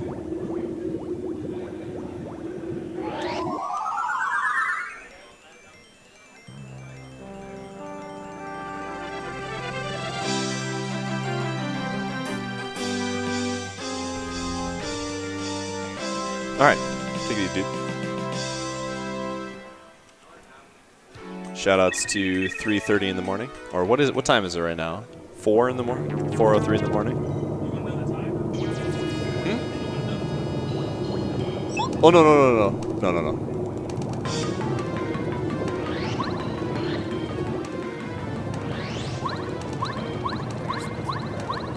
They're not good.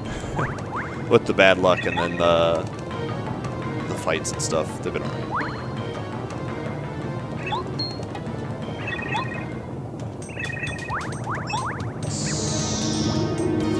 So, long cutscenes. This is why we skip these, why we do the loading zone storages when we can. Just because of the fact that these cutscenes are really, really long. And then you have the Peach cutscene on top of that.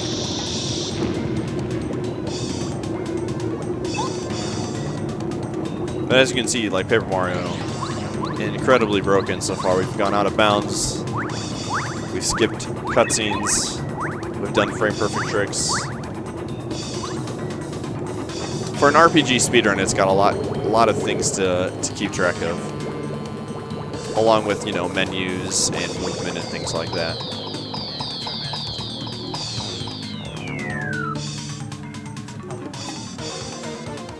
The movement and stuff.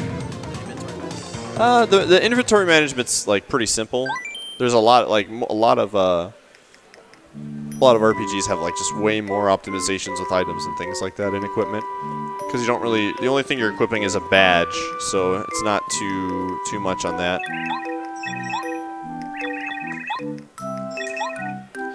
All right, so Metal Gear Peach is at it again. They still have yet to figure out about the secret compartment in the fireplace. I'm trying to figure out how she puts it back up, because the fireplace literally collapses. I don't know how that works out, but I mean, it is a video game. Oh, yeah, rules do not, logic does not apply. All right, so this is the quiz show half portion of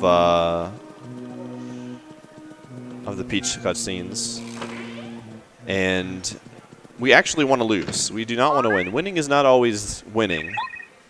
So the way this works out is the questions are predetermined. The answers are always the same order.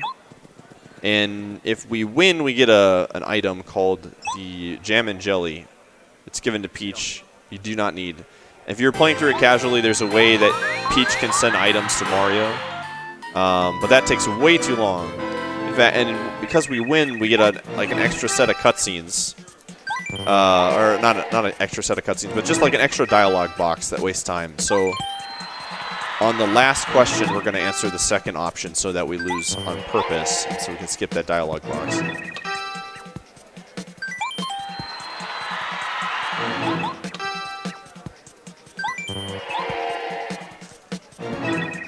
So we're just mashing through the first answers. It's easier.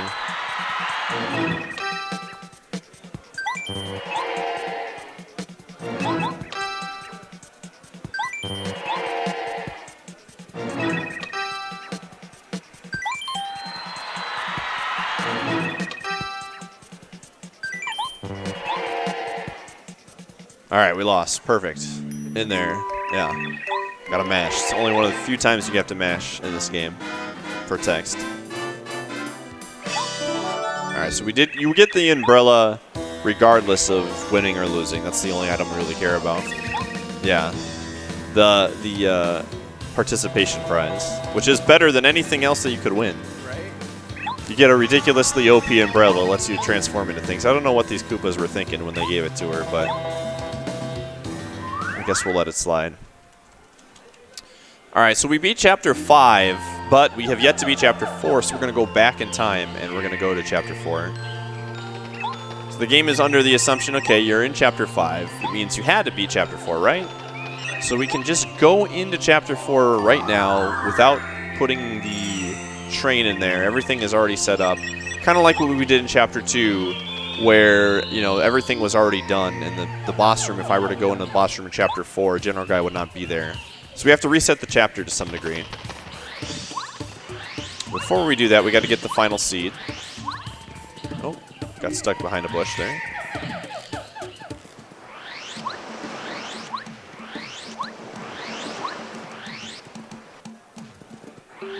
And we're also going to get an item that we don't necessarily need, but because it is a marathon run, I do want to be careful, so I'm going to get it. This will come in handy on the final Bowser fight. Final Bowser fight is really the only fight other than like RNG caps where like Bowser can kind of screw you over based on what pattern he gives you. So we're going to have a safety net here with this repel gel that's hidden, just in case he decides to be a jerk. Because he has, in my few practice runs that I was doing this week in preparation for this marathon, he was not nice in both, so. Yeah, the Yoshis, if you notice, The Yoshis are not there. The baby Yoshis are not there, but everybody's okay with it. They've come to terms with it, and they're okay. They're moving on. They're still just crying out there. Actually, you know, I don't even know if, like, if you were to go look for them right now, if you would be able to find them after this. I've never tried that before. But they do make it. They do make it. They're technically okay. We'll see them later on in the game. All right, so we're gonna go. Chapter 4 is really fast because the majority of the chapter is already done for you. So, like I said, game thinks we've beaten Chapter 4, and so it's gonna be set up that way.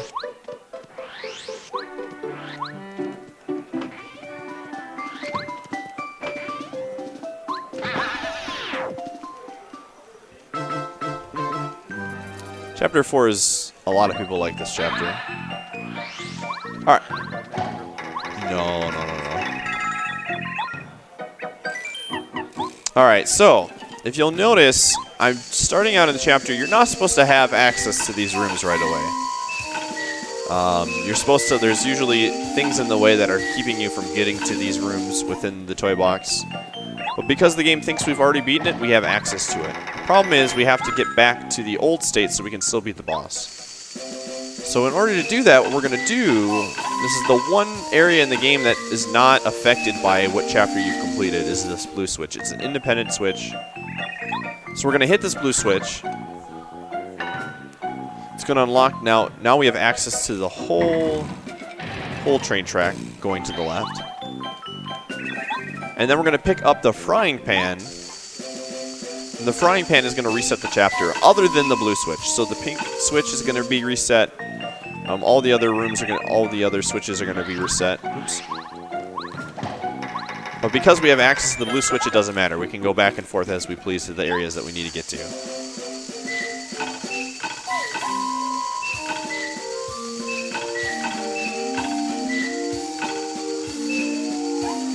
So you see the pink switch is hit right now. It will not be that way once we grab this item.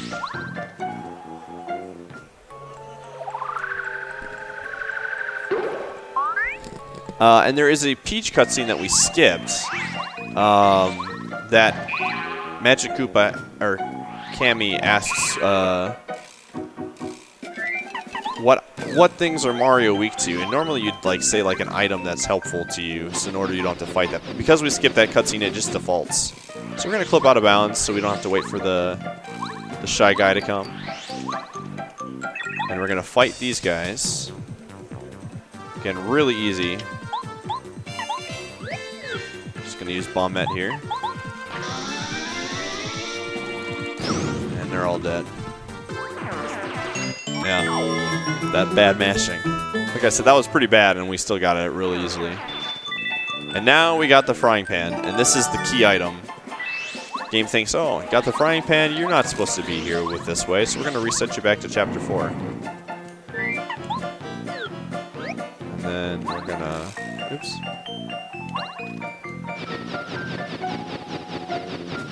It's kind of dangerous to go the other way, so we're just going to spin through. And you'll notice the tracks are set up again, but it doesn't matter. We can go to the left. You can skip the cutscene here by mashing. In fact, if you do it fast enough, the train won't load up at all. Okay, we're gonna save here. I'm gonna hit this. All right. This is one of my favorite strats in the game, actually, for multiple reasons. One, we're going to use an item called the Vulture that just, like, never gets used, ever. Like, casual playthroughs, I feel like, don't even use it that much. And two, this is what makes me happy the most, is my boy Goombario's coming back. He's making a cameo. He's got one useful fight in him, as long as I don't screw it up, right?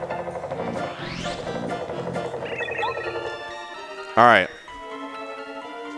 so we need to do a specific amount of damage to this guy, and the Voltrum is going to allow us to do that damage.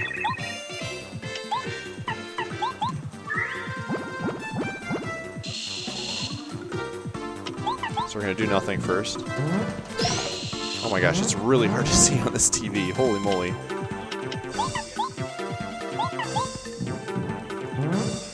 Okay, so he's taking damage.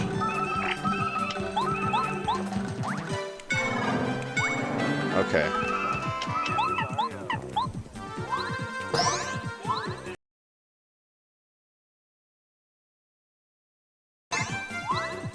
Okay, this is actually kind of scary because my TV at my house, you can see everything when it's dark. So hopefully I don't F this up.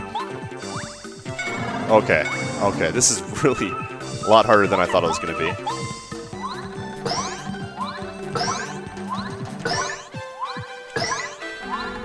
Okay, whew. So different TVs have different lightings and what are able to see, and like this one, the TV is a better TV, so like nothing bleeds through and stuff. And thankfully I was able to see there.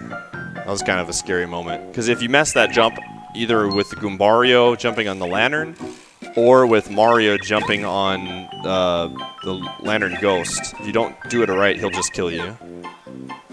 So that. You can get capped, but it's really, you have to get capped on both jumps, and it's really unlikely. Yes. Okay, we're gonna level up Watt here. Yeah, Watt's pretty cool. I've always been a fan of Goombario and Cooper. Those were my two favorites growing up. But they're all, I always liked all the partners in this game for the most part.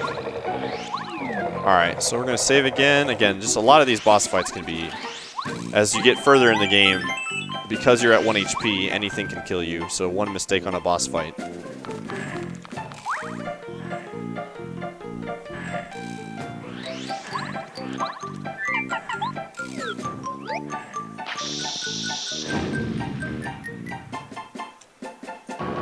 Alright, so the Shy Guys are running away.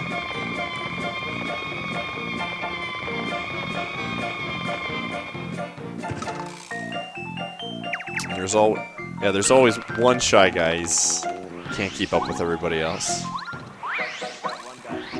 Yeah. Everybody remembers that guy in high school. But he tries. He does his best. Everybody loves him. Alright.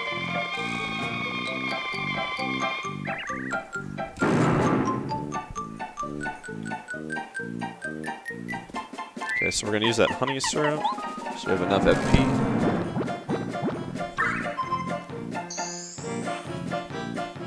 Alright, General Guy is, I think, my favorite boss fight in the game. The music's really good, yeah. The boss music in this game, for like all the bosses, is really solid. I think my favorite boss music is Chapter 7, but the boss... Yeah, for sure. Alright, so we gotta power bounce these guys.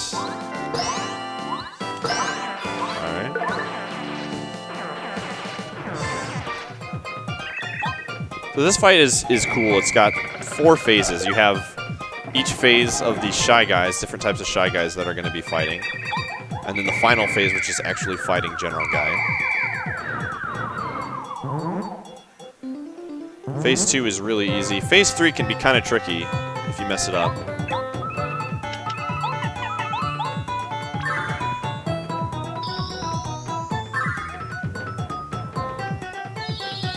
You're going to just use Starstorm here. When I played this game casually, Starstorm was like OP, man. I use that. I spam the heck out of that one in fights. It's like 7 damage on everything on the screen? Okay, I'll take that. I'll take some of those. It's like playing Fox. More like Sheik, to be honest. Easy cheese. Coming from a Sheik player, I know this. Alright, so that was... Had to get that double jump there. Now we're in there. So Watt is really good. She can stun enemies for a long period of time. And then we finish it off. Alright, final phase here is where we pick up the Repel Gel. And Watt is immune to all of General Guy's attacks. Alright, I want to see double bomb here. Bomb animation. Oh, there's one. We got one. Can we get another one?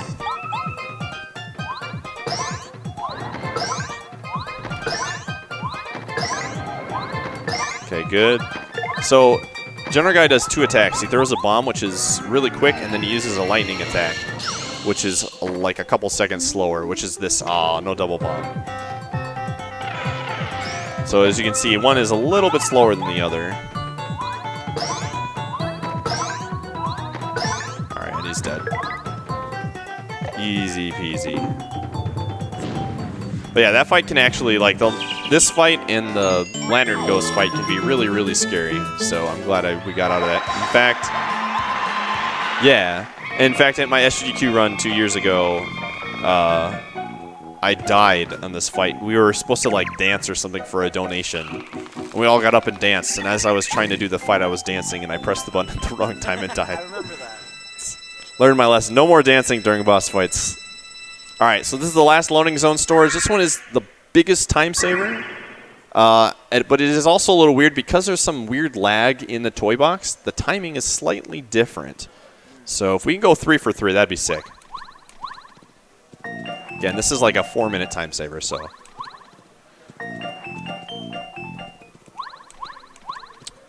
First jump is always the easiest. It's the ones after that one. Again, this is a frame-perfect trick done 4 or 5 times, so it's not expected to get this first try every time.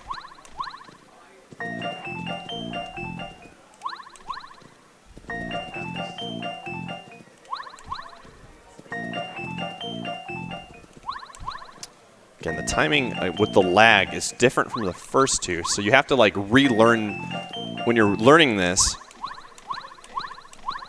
Got it. All right.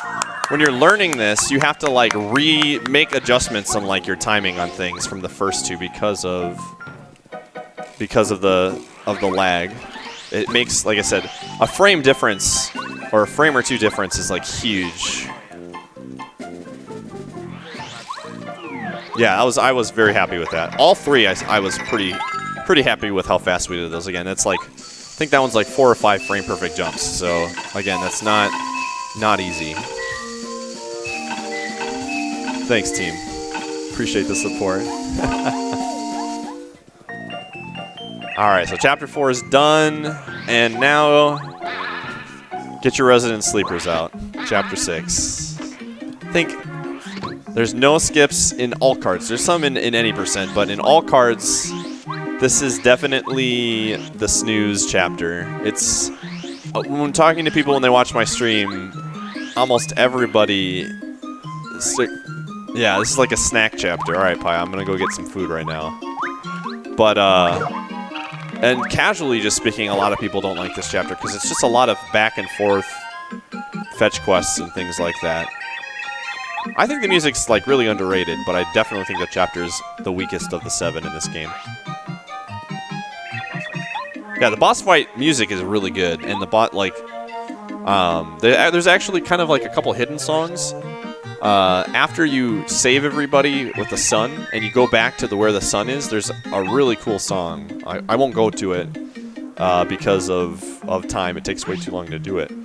But if you have never heard it before, the Happy Sun song in Paper Mario is really, really good. Shout out to my good friend Sabby. All right. And this chapter is not only is it like kind of boring, but it's actually like from a speedrunner's perspective, it's not boring because it's really hard.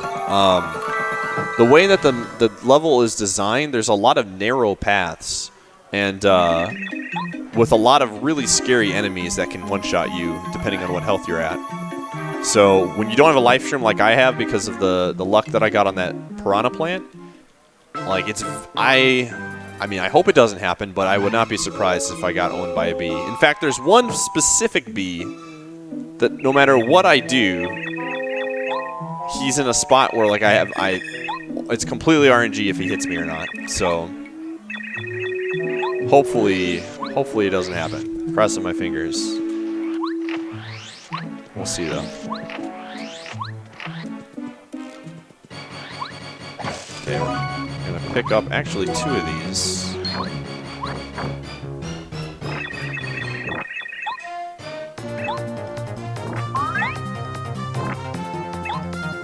Got that zoom in on WAD. I want you to kill one. I've never seen that before. That's interesting. I think Watt's usually not like that high up.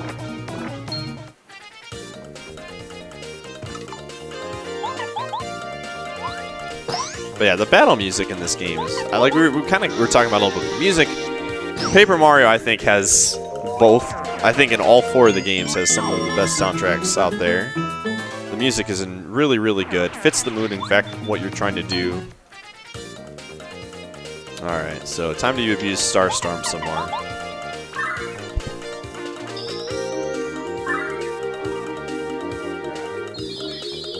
Starstorm plus Power Bomb is going to be something that you're going to still be seeing a lot in the rest of this run. But wait, there's more. You get to do it one more time.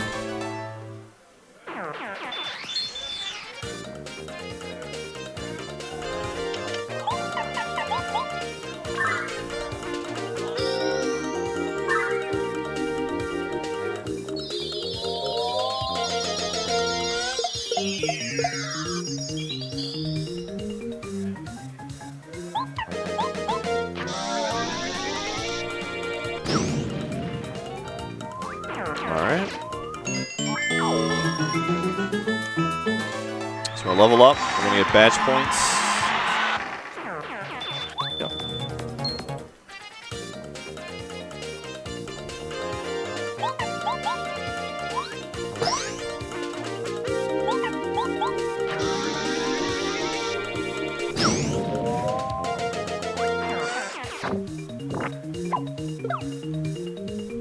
Alright, we're going to jump, and then we're going to attack with bomb. Yeah. Normally, actually, I kind of did that fight a little weird. Normally, I do power bomb, and I was like, oh, let's try power jump there. I don't think it makes a real big difference, but just in case. Alright, so we're picking up this item. We need 3 items to make a beanstalk to get to the boss battle. So we do a bunch of chores for the plants, and they give us cool stuff. Okay, this is where I'm going to... like I said, this chapter, again, in a normal speedrun, if I'm just doing this on my stream and doing attempts for a PB, I'm not saving anywhere, but this is a very scary chapter.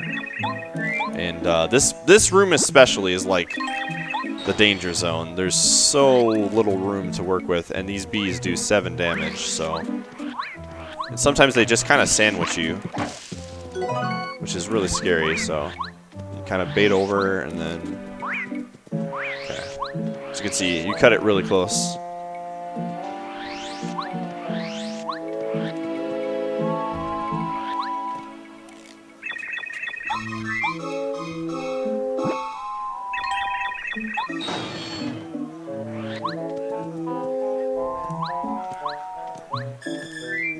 You can actually, this is a little known fact, there's a frame perfect or pixel perfect jump that you can make without having to use paracarry. I think on the first one. I don't know if it works in the second one as well. But it's like not even worth it, the risk that is involved, because you go all the way to the back of the beginning of the room. Yeah, it's pixel perfect means there's like one little spot on the spot you have to be standing. And you also have to have like momentum with Mario too. You can't just make the jump from...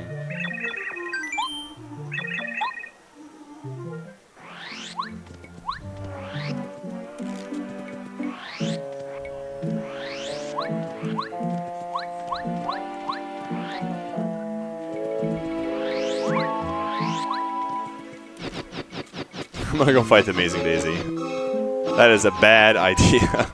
Amazing Daisy gives you like a ton of XP, but is like incredibly strong. Bad idea in this level.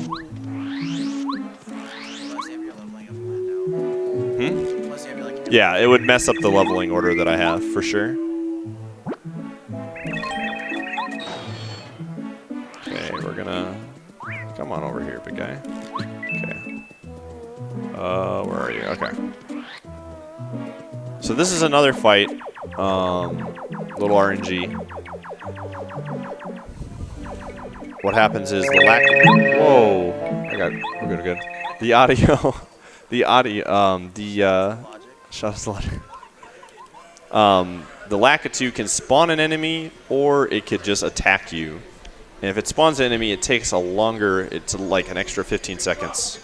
And it also adds XP to your thing that you not necessarily want. So hopefully it just throws it at me. Don't spawn one. Don't spawn one. You've given me bad luck. Oh, of course it spawns one. Unbelievable. So if it spawns it, that's when you use the hammer. Yep. Yeah, sorry about the audio thing for a second. Meant to turn myself on, but whatever.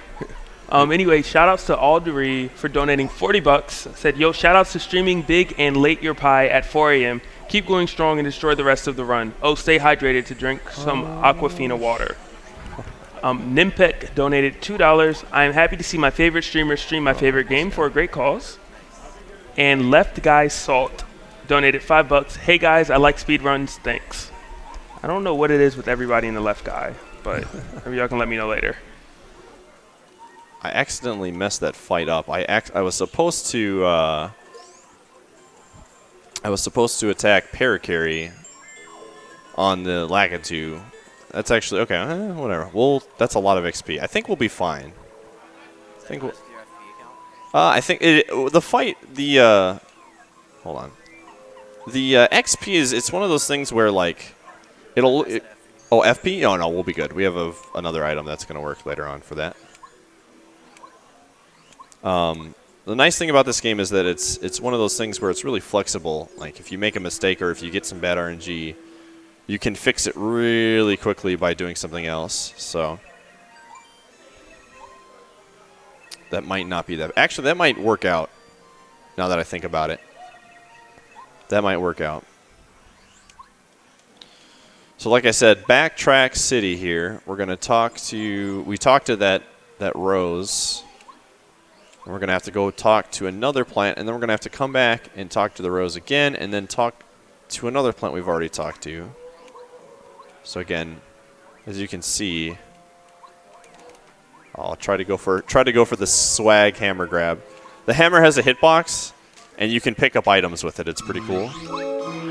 Okay. All right, B. Be nice. All right. We're not out of it. All right, there we go. Sometimes if you don't bait the bee over, he comes over and keeps following you, and then when you try to dodge the cloud, they just kind of sandwich you, and you're just in a really bad spot. So thankfully, we wouldn't have to deal with that.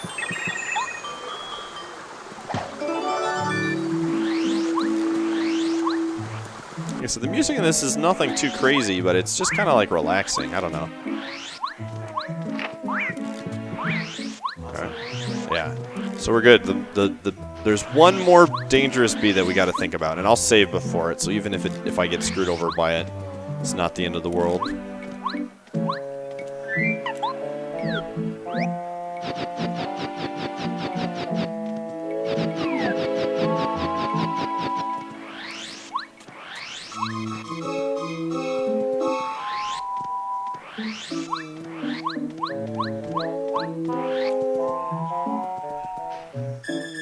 Oh, shoot. I just realized something. I went the wrong way.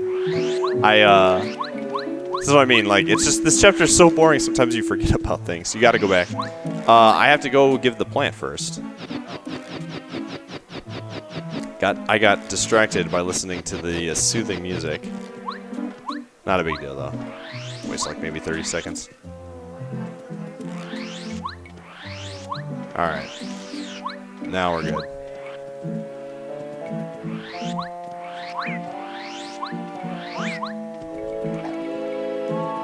Alright, now we're good here.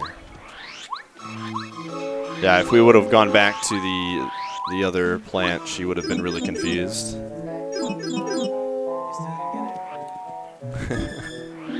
Thought you were good at this.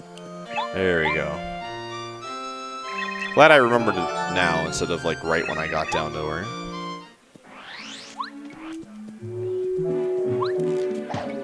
Get in though. Alrighty.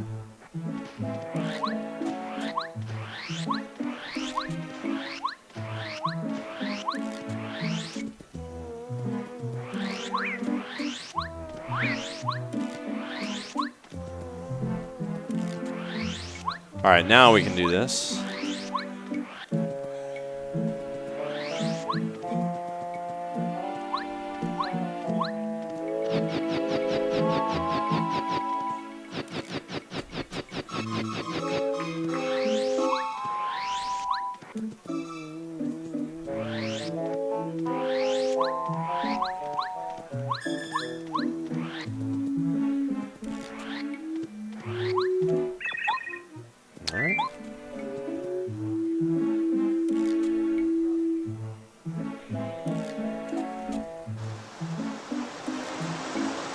Feel free to read any donations at any point during this chapter. It's so boring, so.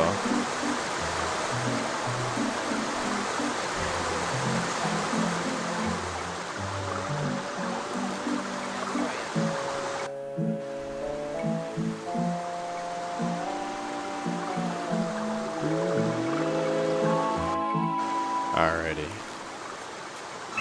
We're almost done. We're almost out of there, everybody. I know everybody's getting snug and comfy in the chat right now, but we're almost out of here.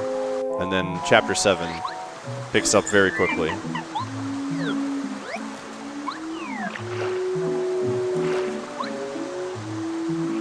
Alright. So we're going to use this jam and jelly here.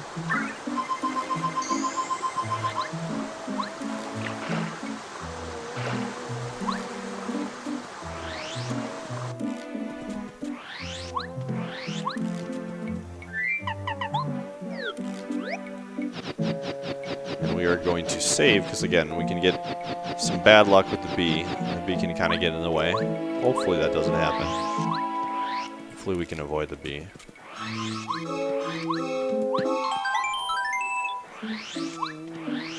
The reason why the bee can kind of screw us over here is... I don't want to die!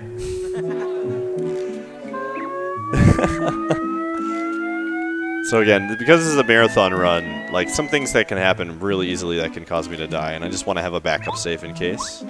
So right here, the bee has a chance of just being in a really weird spot to where he sees you, and he's like on far to the right, and he'll just come in and attack you, and you're dead. And thankfully we didn't get on there, but just in case, that's why I wanted to save there. Pick up that shooting star.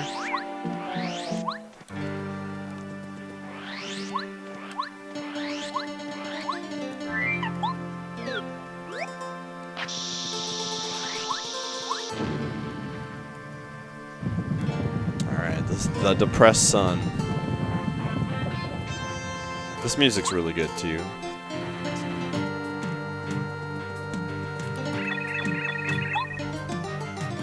Like I said, come back to this room and talk to the sun again after you've beaten the chapter. And the music is like really, really good in my opinion. Alright. So we're gonna actually have to do a slower strat on this fight. Because we do not have the life shroom. If I had the life shroom, I'd go for a little bit of a riskier strat to save time.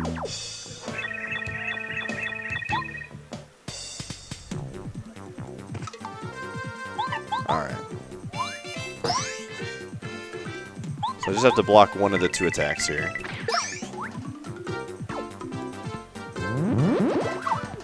Alright, we're in there.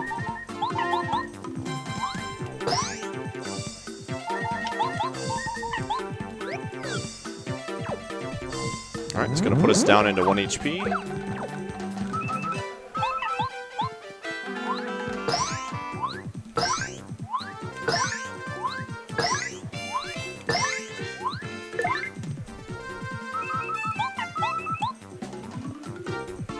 We're going to out of sight.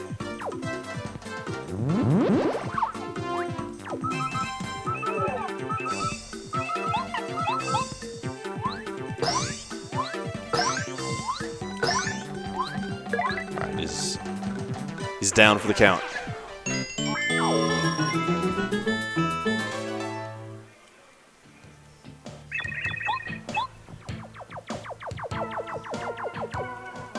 So that fight pretty straightforward. Again, there's just a slight change if I have a life shroom there. I can be a little bit riskier and keep hair carry out. And final partner to join your team, Lakitu. Lakitu, or Lakalester, is really, really, really good. His allowing him, when you ride him, one of the things you'll notice is Mario moves when you ride Lakalester. I mean, he can push you, and that pushing momentum allows you to essentially like clip through a lot of things. And you can skip a lot of cool stuff with Lakalester. You'll see that later on in the round. All right, easy puzzle here. I say it's easy, but I was doing a warm-up run a couple days ago and forgot to hit one of the switches.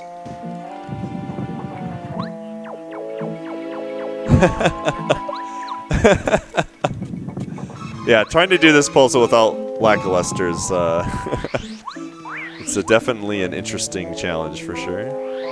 Because you get access to it early on, and like you're like, oh, I can probably figure this out. You have no idea. All right, where's the invisible block? There it is. It's almost done. We're almost out of chapter 6. A few more seconds, or a few more minutes, unless I mess up. Then you can be mad at me.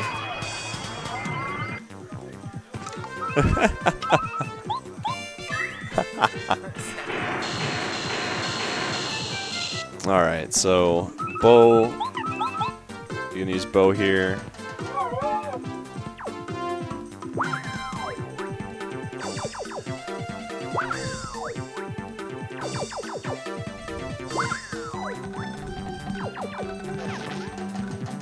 This fight is, again, the same fight every time. And then we finish him off with Star Storm.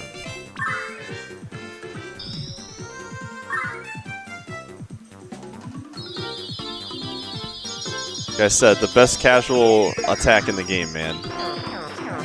It's so OP. 7 damage is so much in this game. Alright, so we're going to level up BP again.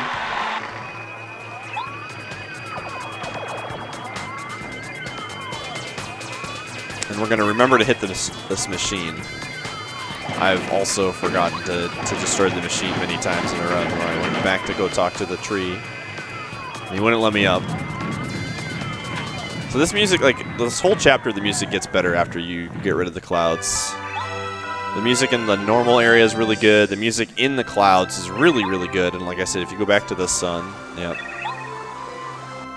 It's unfortunate that you're only in each of those sections for very short amounts of time, if any. But we saved the plants, everybody.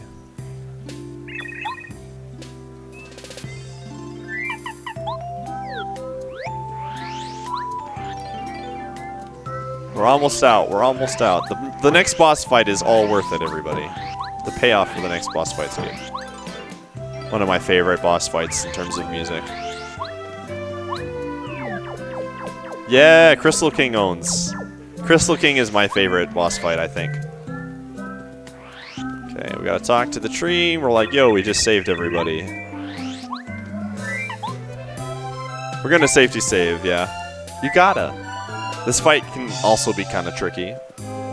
Again, normally, RTAs never would safety save. But I gotta be safe.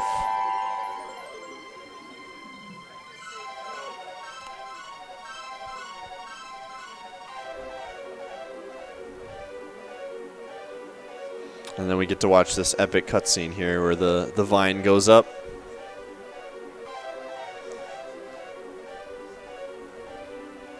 Like I said, the music is really good in the clouds. One of my favorites.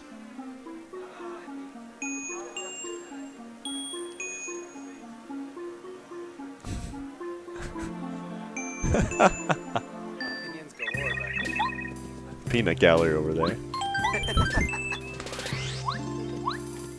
Alright, now that we watched the vine climb, now we gotta climb the vine and get to see the same thing again. A little overkill on Nintendo's part, but...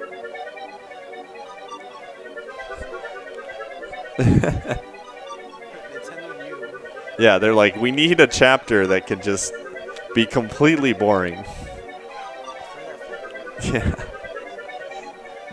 They knew people, dude. Nintendo knew the future, dude. They knew people would be watching streams of this game someday.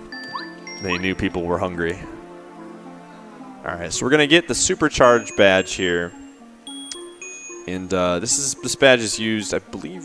Well, we might use it later on, I forget. But we're going to equip it.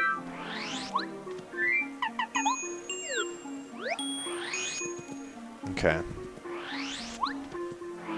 Now this is another fight where if I get capped, I'm going to lose some time. The run won't die. But I will lose some time in terms of just having to watch another turn because it didn't kill it in the turn I wanted it to. Alright, so we're going to supercharge. We need to get back to 1 HP, so we got to block one of these. Alright, we're in there. We're good.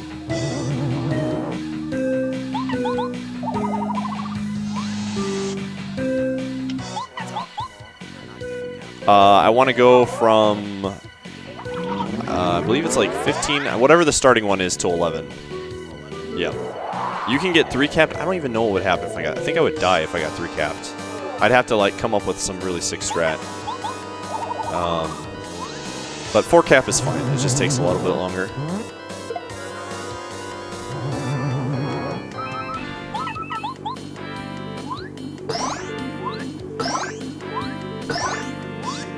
Alright, we got it. Perfect. No caps.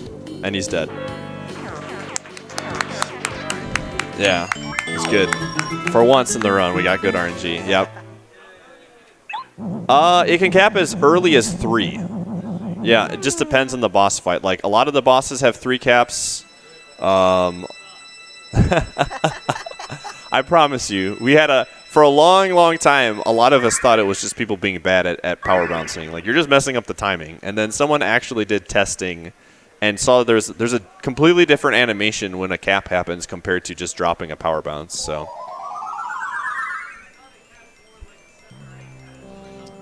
yeah, it caps, like, the 7 or 8 category happens on mini bosses or earlier bosses, but in the late game, like Bowser, Crystal King, and like this fight, especially Huff and Puff, it's like 3, 4, and 5 are pretty typical.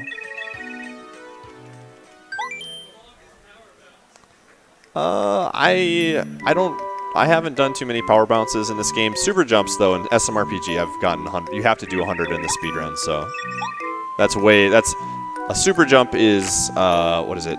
It's 2 frames after the 13th jump in SMRPG, and you have to do that 87 times, and it's 2 frames out of a 60 frame per second game. So double the amount of frames that you have. In terms, that means you have the timing is even more tight. I was actually going to originally this was going to be a bidding war between Paper Mario and SMRPG, but it was just balancing 2 3-hour-long games in preparation for this was a little bit too long for me, so we went with Paper Mario, and I'm wearing my SMRPG t-shirt. Shoutouts to Gino and Malo. Gino for Smash 4.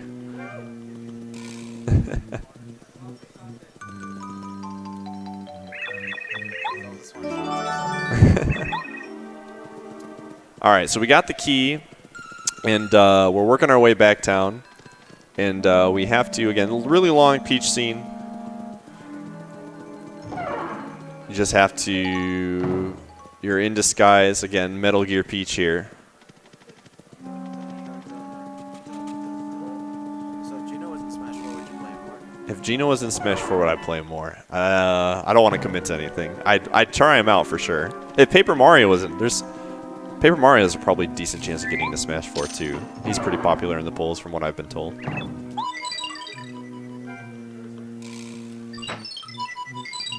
Yeah,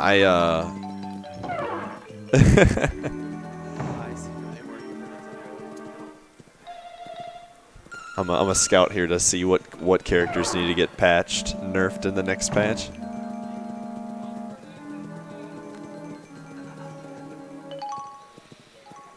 So this cutscene is really, really long, and along one of my runs, I was on a really decent run while I was streaming a run, and I was eating.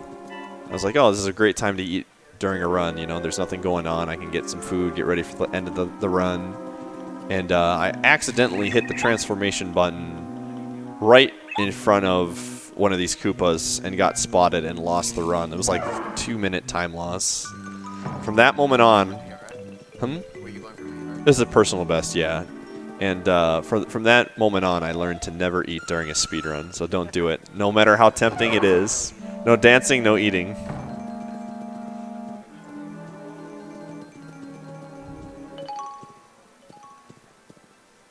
Alright, we're almost out of here. The last remnants of Chapter 6 are finally gone. This long, long cutscene.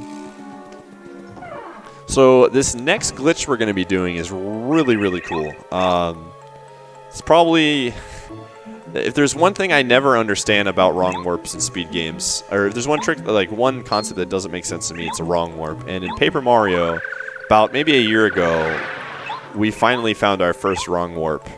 And it spawned a ton of people like looking to see if we could get like an Ocarina of Time wrong warp, where basically you start at the beginning of the game and you just warp to the final Bowser scene. So far nothing's been found, but there has been a few weird wrong warps. Like there's one where you're in the sewers and you do loading zone storage and you end up on a whale in the ocean just randomly. So we feel like we're getting closer, but we still aren't there yet. But this wrong warp requires us to go back to Chapter 5. And it's going to allow us to essentially warp past Chapter 7. It's pretty weird, but hopefully we can get the trick pretty quick. This trick isn't too difficult, the wrong warp in Chapter 5. Whale percent? That's a... Whale cutscene's pretty solid. Alright, so we just got to get the last badge in here, or we're going to pick up the badge called Quick Change. Quick Change is really nice. It allows us to swap out partners without having to waste a turn. So it's going to be really helpful in later boss fights. We're going to put that on right now. Alright, and we're going to get the Ultra Boots. Now, in the fastest route, which is not as, like I said, not as marathon friendly, you are actually doing a trick called Clippy Boots, where you have to use Lackluster to run into an enemy and get like this weird clippy state where you can like kind of go through things. It's a really difficult trick. It saves about 4 minutes overall in the run, but it can be really frustrating to do, and so I opted for just a safer route again, and you can lose a lot of time, and it's a lot more dangerous in 2. But this is where you would do the Clippy Boots, because you would normally not have the Ultra Hammer at this point because of the order that you do the chapters in. You'd only have the Super Hammer.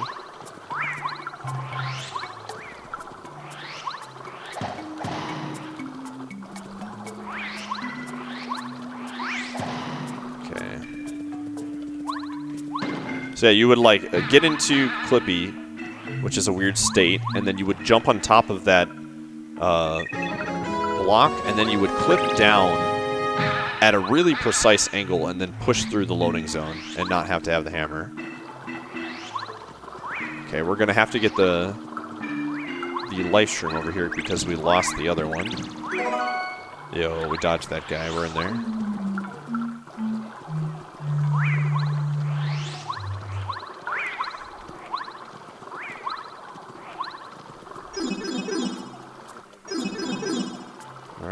Now we're going to go to Chapter 5, not Chapter 7. Okay, I can accidentally... I was screwing around with this earlier today when I was practicing, but you can accidentally soft lock on this trick. Soft lock means that the game is still running, like the game is not stopped, but you cannot move and you cannot progress, which would be really, really bad. So we're going to safety save there again, just in case we soft lock. Full sorry, man. And we're going back to Chapter 5. You're probably like, well, Pies, you have to go to Chapter 7. It will all make sense, I promise you. Well, it actually probably won't make sense, but it'll kind of make sense. How about that?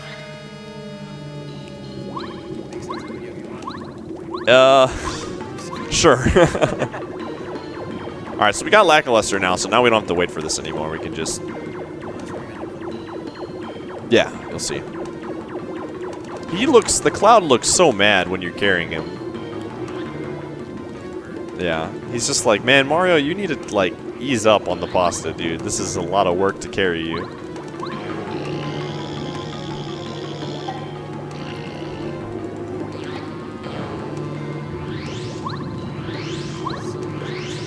Yeah, speedy spin, you just burn through that. Alright, we're gonna come back here.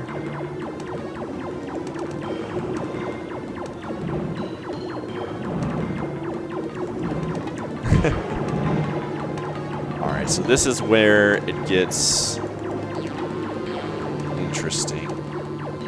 So, when you come back here, they don't want you to come back through that loading zone. So what they do is they fill this section up with lava, right? You can't get through there, there's lava. But we can just clip through. Oh, no way. No way, did it happen? Did it soft lock? Oh my god. This is why we safety save. I think I'm stuck. I think I might be stuck. Can I get out? Mario, please! I've never done that in a run before. I've done that in practice. Alright, so we soft locked there. Sometimes that just happens. Not much I can do about that, I guess. At least you got to demonstrate. Yeah, I did that on purpose. I wanted everybody to see exactly what I was talking about. Yeah. So yeah, in that state, Mario cannot move. He's like confused and stuck. And I never really had any issues with that trick in soft locking, but I've been doing a new thing that usually makes it easier for me, but sometimes it doesn't work out that way. Yeah, we'll just make widescreen Johns. I'm playing it widescreen. I'm not used to that. That's the easiest way to do it. Thanks. Now you understand why I wanted a safety save there. Because if we hadn't, we would have gone all the way back to the beginning. No, we'd have to do that whole cutscene again with Peach, and have to go stealth mode again. That's like a 4 or 5 minute time waste just in itself. And then we'd have to get the boots again. Actually, why didn't I safety save here? I'm gonna safety save here again. So.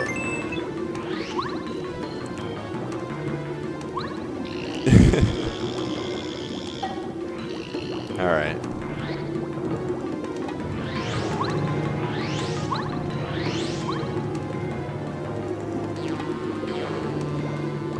I don't have to wait for you anymore. I can just go.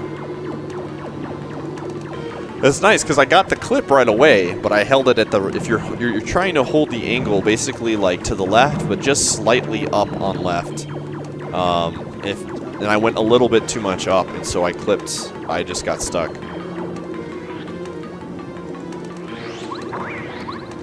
Hopefully this time is a little bit better. Alright, let's try this again. Round 2. We've been getting everything like second try today, so this is par for the course.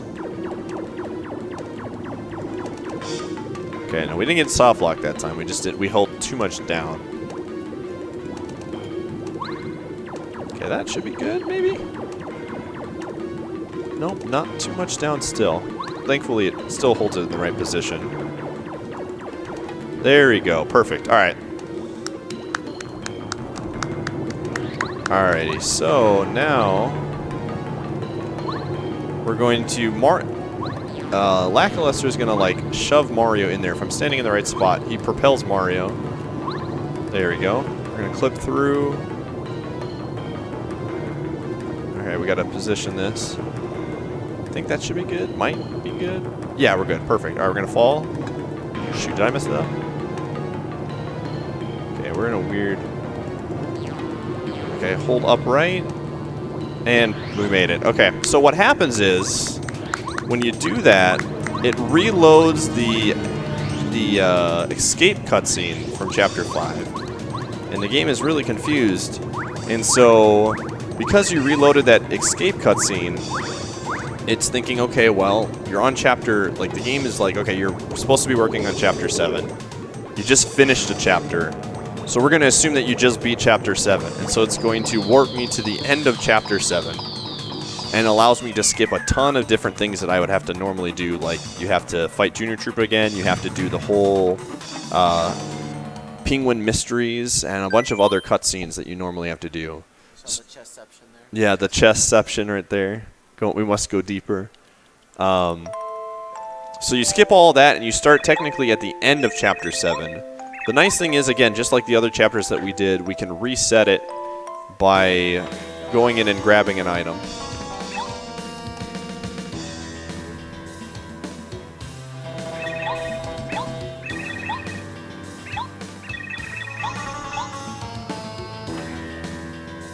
So yeah, this was thankfully, we're going to see this cutscene twice, but thankfully it's a really short one.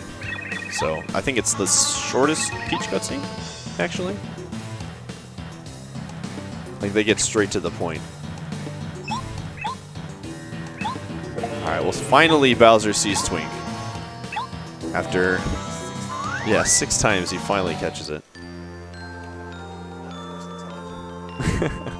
Bowser is not known, is not known for his brain. He's known for his strength.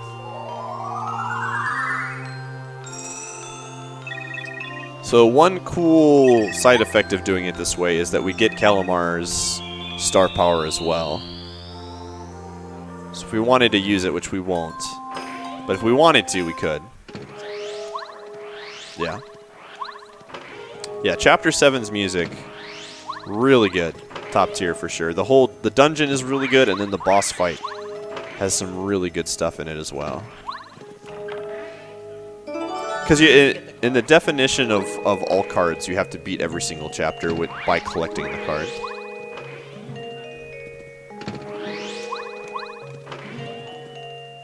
Okay. Playing this game growing up, these are my favorite parts. Yeah. They did a really good job of just like incorporating the mirror aspect.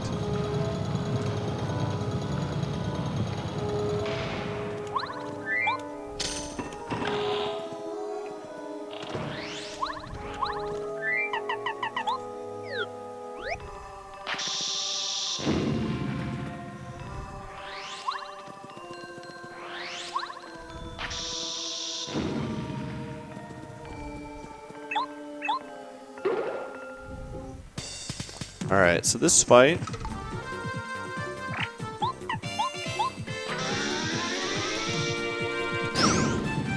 Power bomb there. And a power bounce.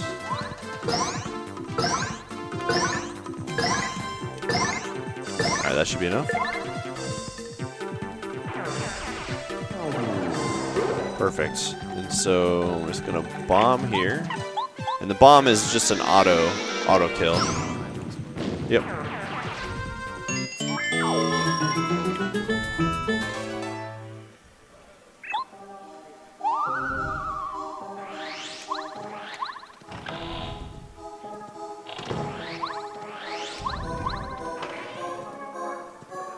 And there's actually a way that you can clip through the mirror and do this section without having to fight those two enemies. But because of my XP levels and wanting to like line them up correctly, I just didn't go for the skip. My XP is kind of all over the place because of the couple extra encounters and the thing with the Lakitu, so...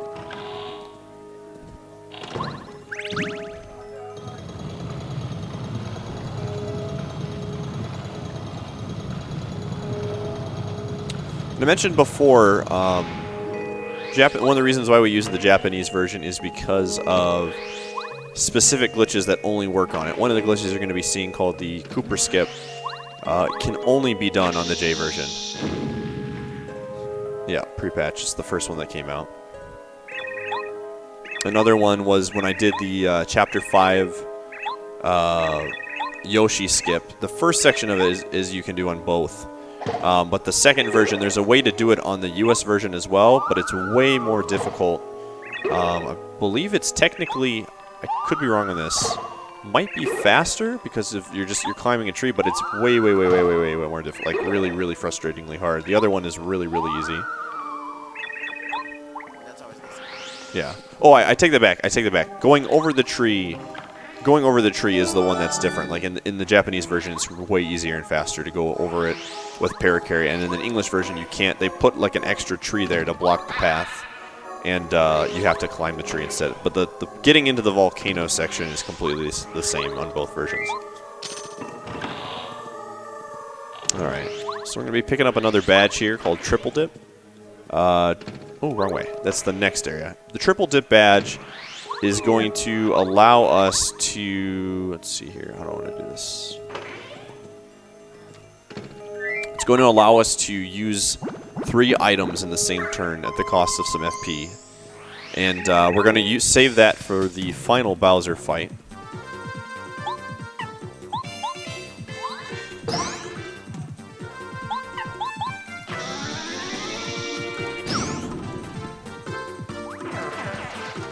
So the Koopa just pieces out when the Clubba dies there.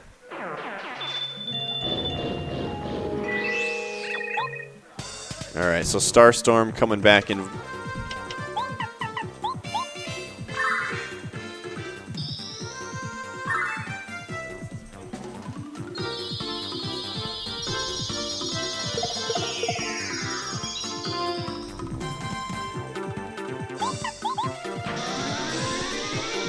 Alright. We're going to level up here, and we're going to use FP. Last time we're going to level up FP. We'll level up, I believe, one more time, and we'll hopefully one more time. We might have to do 2, depending on where the XP levels are.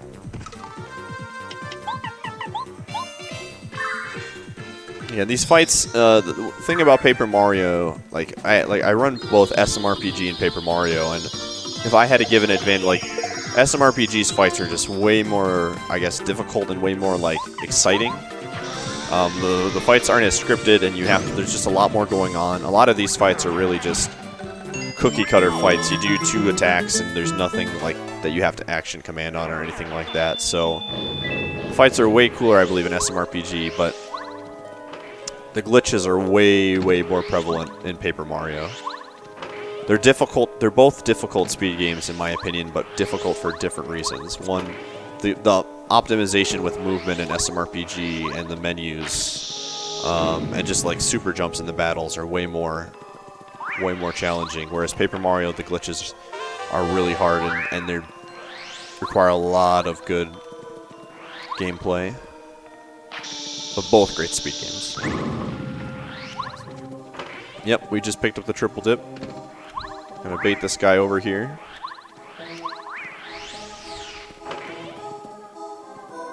Alright, so this is the Cooper skip.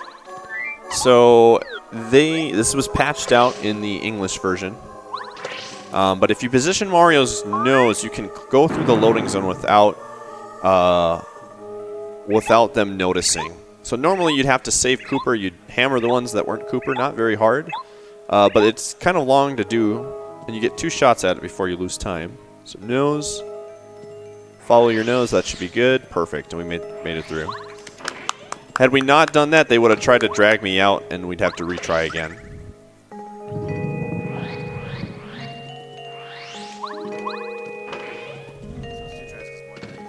Yep. 2 tries, you basically break even or barely save time. 3rd try, you start to lose time. Well, we got it first try, which is really good. That's a skip that is like really inconsistent for me, so I was happy to get that one first try. Get that jam and jelly for later. There's a lot of hidden blocks in this game. Something that kind of, like SMRPG has a lot of hidden chests. And they kind of carried that over to, I mean, obviously a lot of Mario games have hidden blocks and whatnot, but a lot of cool stuff with hidden badges and things like that. So you can just go past that guy. Alright, we're going to need that. That's the P up, D down badge.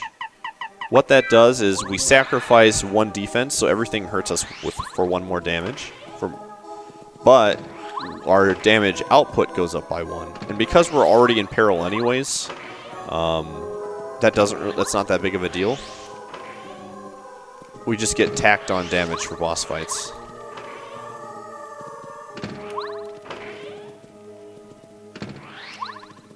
Again, just these areas are really tight in terms of movement, so you don't really have much room to work with in avoiding these enemies, so you got to be real careful. Alright, so this next boss, which is probably my favorite boss casually just because of the music, he has a chance to 3-cap me, which would be incredibly, incredibly bad. So we're going to definitely safety save. We have a life stream, but it really doesn't matter because he'll heal. Yeah. And plus, we'd rather save it. I mean, there's plenty of life streams to pick up along the way towards Bowser. But again, safety save, just to be safe. Easy puzzle here.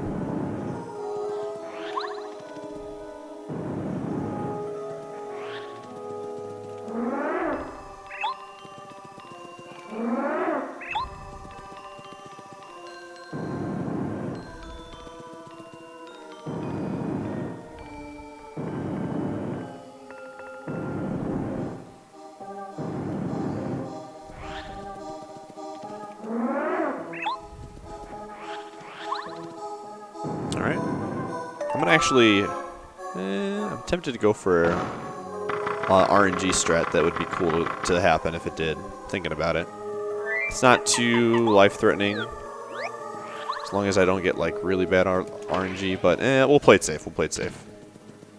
Yeah.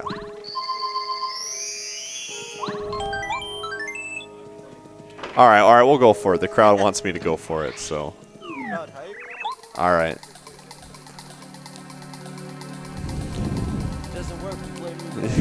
Yeah, I'm putting this one on the chat, or the crowd.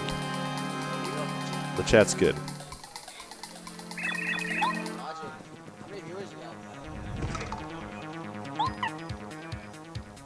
All right. Nice. That's really good. 5 a.m. All right, so we got to block one of these. All right, we're in there. So we're going to keep supercharging. All right, this is the risky strat. We're going to use Watt here. We're going to try to stun. Oh. We tried. It's fine. We're still okay. We're still okay. We're still okay. The only problem is if we get a weird cap, we might still be in trouble.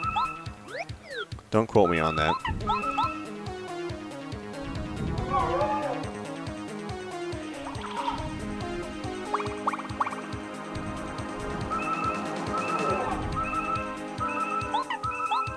Okay.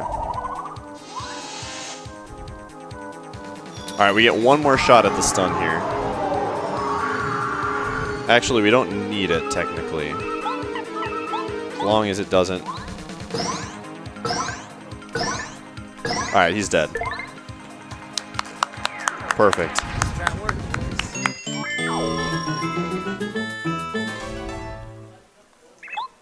Alright, Crystal King is down. Good music. Crystal King's my favorite boss music for sure in the game, but he had to go. So we've gotten the final card. This is the last requirement. Again, all cards, you have to collect all the cards in this. And now we can finally go and fight Bowser. Again, in any % run, none of the cards would have been collected. You skip all the boss fights. And you basically get a few partners and a few badges that you need, and you just fight Bowser really underleveled.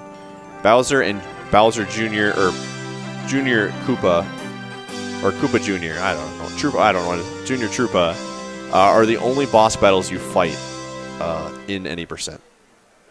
So it's a very broken. If you're interested in seeing like it's like the opposite ends of the spectrum in terms of what you're supposed to do, different items, different strategies, you can check it out. The world record is actually held in any %. I believe, I don't know. I know GigaDB has all cards world record. He's held the any % world record before. I'm not sure if he holds that one right now, but.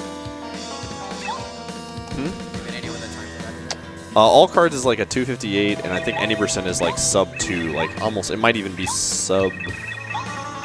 I think it's sub 155. I don't really keep track of any % too much. It hasn't really had any interest in me. Yeah.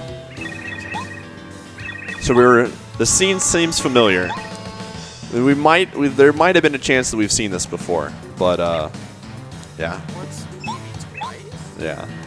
Kind of like chessception.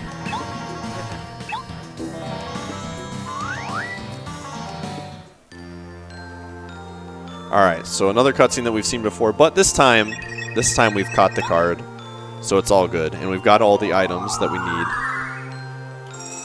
So now we're making our way downtown, walking fast, going to fight Bowser. Da-da-da-da-da-da-da. All right, here we go. I was waiting for the crowd to finish that one off for me, but they didn't.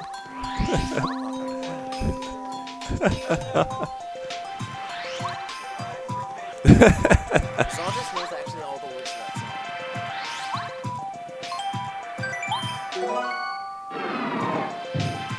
All right, so we're picking these up.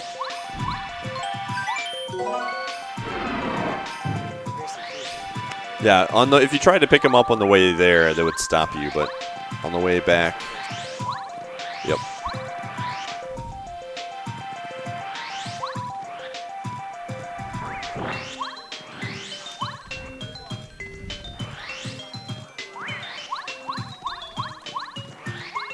All right. Again, because we technically didn't do any of this, this stuff is already still like set this way, and we have to come back and break it. Alright, getting a repel gel. And we gotta dodge the Klondike bars over here.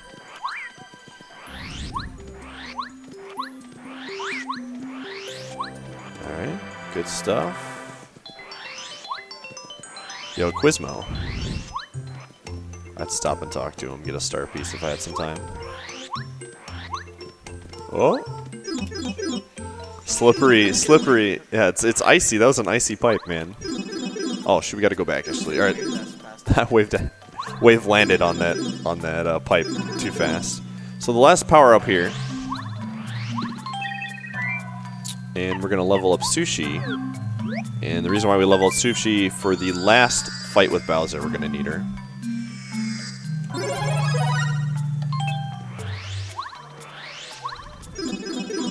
Love the names, by the way, for the partners. You have a fish named Sushi.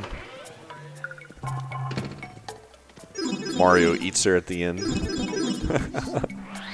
I'm sorry, I spoiled that.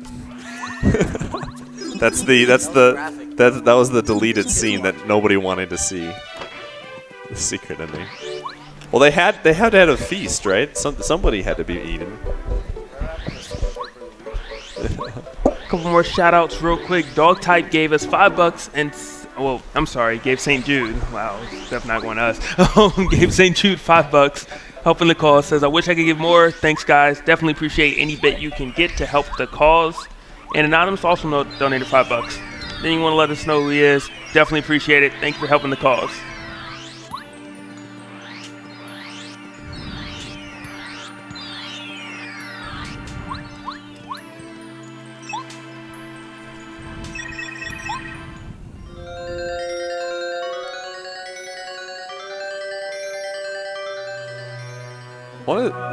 One of the things I like about Paper Mario compared to other N64 games is I feel like the graphics aren't like amazing or anything, but I feel like the game aged really well. Yeah, for a 64 game, if you go back to play like Banjo-Kazooie, or Banjo-Kazooie's an alright one, but like GoldenEye, Ocarina of Time even has a little bit of choppiness. There's a lot of N64 games that like they just do not look good at all. And Paper Mario, to this very day, a lot of people like bring up getting an HD remake for this game, but I think this game looks perfectly fine the way it is. Oh yeah, Mega Man 64 is another one, Mega Man Legends. PlayStation 1, man. I just played Resident Evil for the first time on the remake, and I went back and watched the VODs of the original Resident Evil on PlayStation 1. Holy moly. They are bad.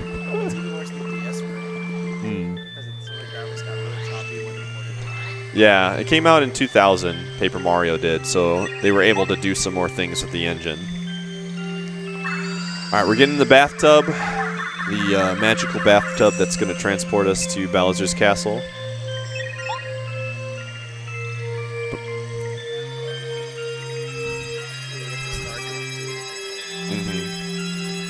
Bowser has his, clown car, but we got the bathtub. That's all we need.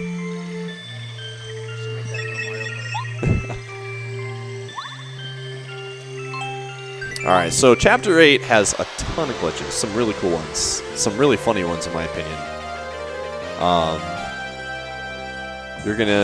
Mario's gonna defy gravity and defy law, and he's gonna do some cool things.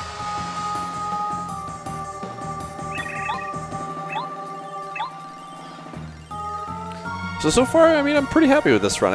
Some of the glitches didn't go as planned. We soft-locked a few times, but in a marathon run, I'm kind of okay with things like that happening, just because you can kind of show off what is possible, what could go wrong. Get to see exactly what the game does and stuff, so hopefully we can kill Bowser first try. I was actually, in my practice runs, Bowser was giving me some issues, but I did some changes to what I was doing before, so I think we should be good. So final chapter, chapter 8. Yeah, just jump in the clown cars and just... Why doesn't he do that? Why doesn't he just, like... There's a broken window at the top of the castle. I was just thinking about that. He could just, like, take one of those clown cars, or even the bathtub, and just, you know... Video game logic, dude. Okay, how do I want to do this? Okay, I have an idea. I think this is going to work. Yeah, I think this is going to work. We're going to try this. I've never done this before, but because of XP issues... We're going to go for this. Alright, so we're going to swap out to Paracarry. He might actually... This might not work. I did save, right? Alright, well, we got a backup strat. I hope this works. I might be dead. Oh, okay. Alright, well, that's fine. That's fine. So we use Calamar here instead. Wasn't sure if that was used, but we'll make it work.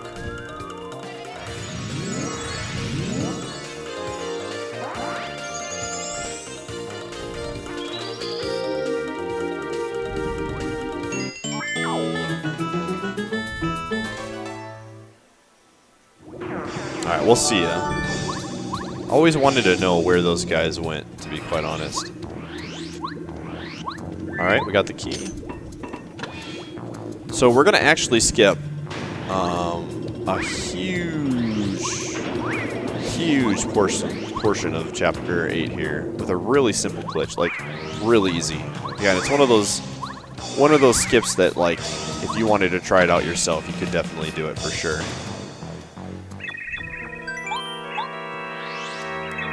Some of these skips are like take a lot of time. Like I do it relatively quickly, but like I said, the Blue House skip, like it takes a lot of people like weeks to get it down consistently. So, all right, we need the tonic, so we're gonna get rid of the Whack-A-Bump. We're gonna get this Repel Gel, and we're gonna get rid of I don't need that. All right.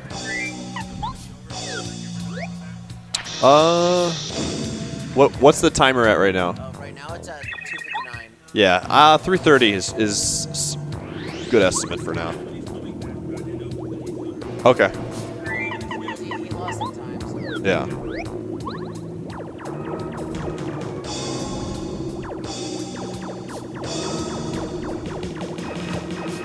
Look at that cloud, man. He's so mad. He's so mad. He's so salty, dude. He's above it, though. He's not touching it.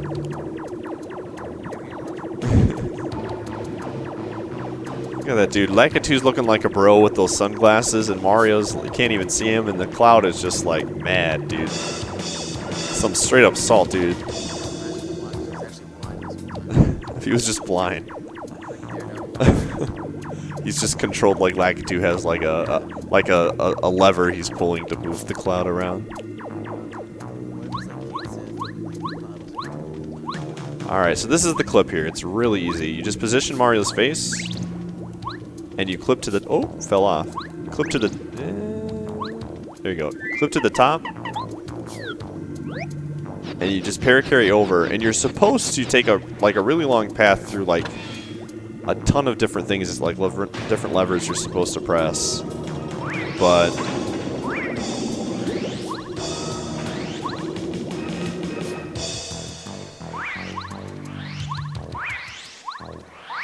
we don't have to do that. We're just gonna come on back here.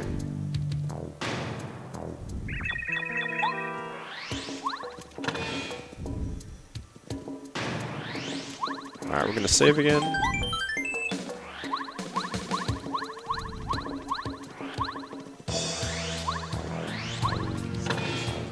Yep, like I said, I'm saving a lot, and the only reason why is because I want to make sure I don't want to die again.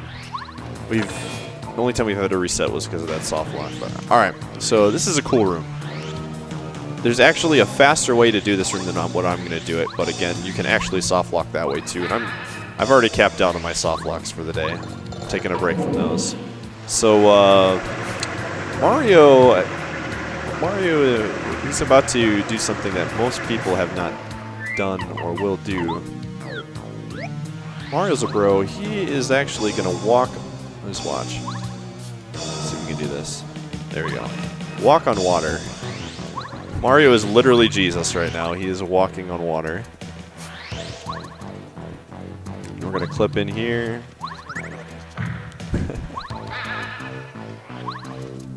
And go through there. But we're not done yet. Like I said, there's a way to do like a super jump with Cooper to where you skip even more of this puzzle. It's really weird. No, I haven't done it in a while, and it's soft lock.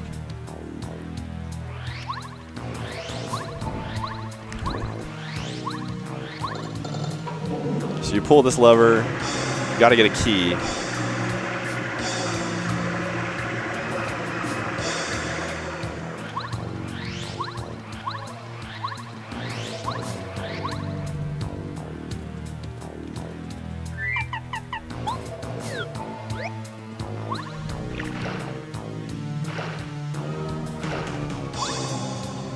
Grab the key, and then we're going to use Lackluster again to get down in the water. So Mario was walking on water, now he's going to walk underwater. Both spectrums.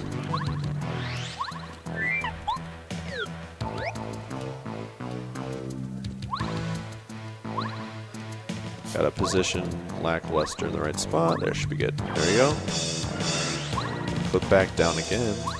Oops. Mario's got to be facing the left way. And we're down. So you skip a big portion of like draining the water and whatnot. Alright, so we're not done yet. This is SM64 has cannonless. We have cannonless too. So there's all these cannons. And you can technically skip them all. I'm going to try to skip them all, but we'll see. Okay. Make Mario face that way. Alright, fall up. Pull up right. Let's see if we get this. Okay, fall right. Okay, oh, did we do it? Did we do it? Did we do it? Oh, we're out. We're nice. Okay, perfect.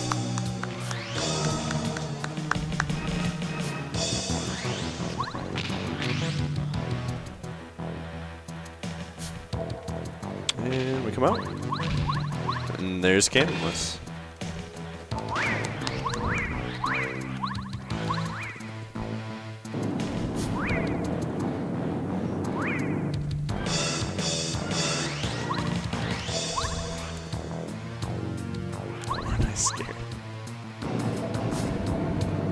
Okay, so we're going to actually fight one of these guys here.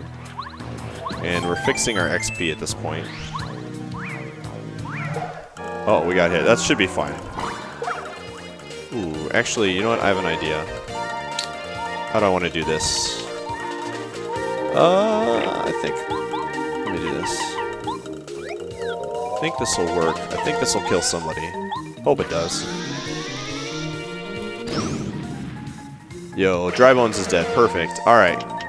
That works. That actually is really good. Alright.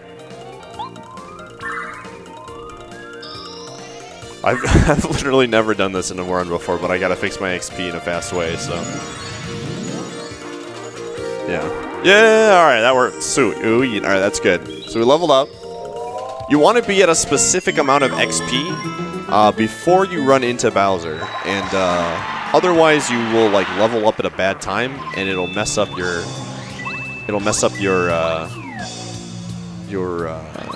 HP stats. And we want to be in peril for all the fights. All right, so this is a strat. There's a way to bait this guy over. He likes to throw. Look at this guy. He's going. Oh my. All right. Wait. All right, go. Oh, I messed it up. No. All right, we might be out. We might be out. All right, we got out. That was close. I did that wrong, but don't tell anybody. Don't tell anybody.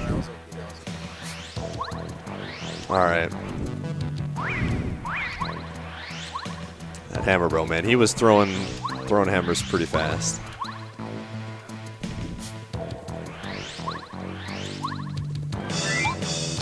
All right, so this next section here is a quiz that you have to do.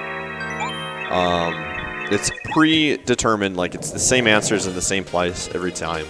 They ask you some question about, like, you know, what do you see? So it's 1, 1, 2, 1, 1. If you fail it 3 times, which I've done before, because I memorized the first 5. So there was a run where I memorized, you know, I was autopiloting and I accidentally answered one wrong, and I didn't know the answers to 6 or 7, so I guessed and got them both wrong. And if you get it 3 times wrong, you have to fight probably the hardest fight in the game, harder than Bowser, the triple anti-guy fight, and they do ridiculous amounts of damage, and there's 3 of them. And so being like you're able to do fights because you're in peril, the fact of the matter that you only have 10 HP, they just like completely crush you. So it is not good to get these wrong.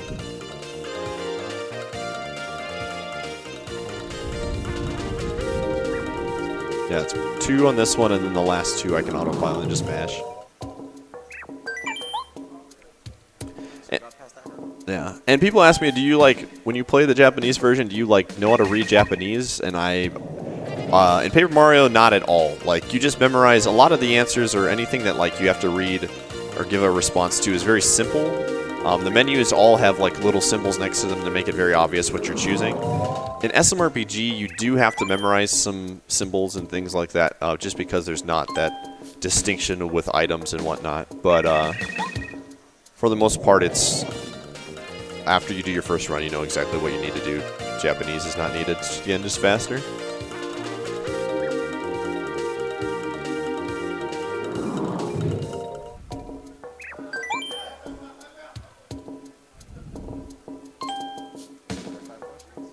Yep. We did it. We answered simple questions that hopefully I'll never get wrong again. Alright. Just gonna spin past this. Again, Speedy Spin owns.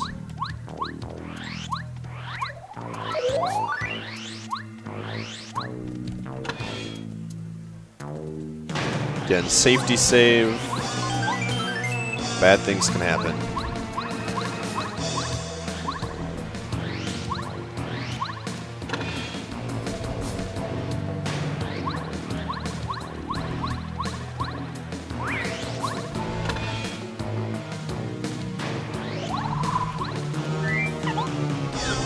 The hitbox for those Magic Koopas can be really, really lame. There was one run I was doing that, like, it was like an invisible, like, attack, and I got sniped as I was going out. Like, some really questionable, like, disagreed calls. I threw the red flag, but the game disagreed. Oh, God. All right. Gotta bait him over again. Hammer Bros, man, they're scary. All right. Easy pattern here. Follow the lamps. Thank you, Blotters, for donating $13. He says, "You guys are awesome for what you're doing. Paper Mario for the win. Keep up the good work. Shout out to the Memphis family. Raise your cap and get your Franker Z on."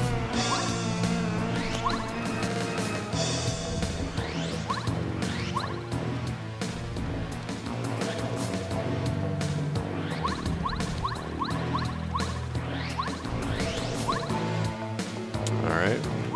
Easy puzzle, easy life.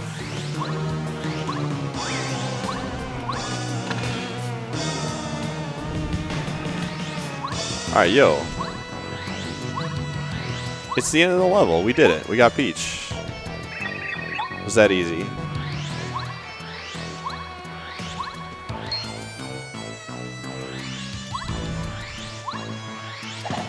Alright. So that wasn't Peach. It was all a lie. It was actually a spooky ghost.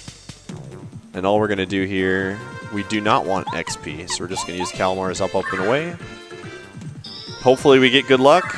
Come on. Please work. Work for me. Please. It's a pretty high chance that this doesn't fail. Alright, we're in there. Alright. Again, not a big deal. We have plenty of Kalmar stuff. As long as you don't, like 2 didn't get away, we could have just used another attack after that. Alright, so this fight up here can actually be really, really bad. This is the final Junior Troopa fight, and 3 cap, incredibly bad. 4 cap, bad as well. We want 5. We want a 5 power bounce on this guy. If not, we're going to have to waste some time and still leave it up to luck to even finish him. Dude, he took one of those clown cars, man. He snuck in. So we're going to supercharge. Blow out of sight right away so we can get as many of these as we can. We're supercharging.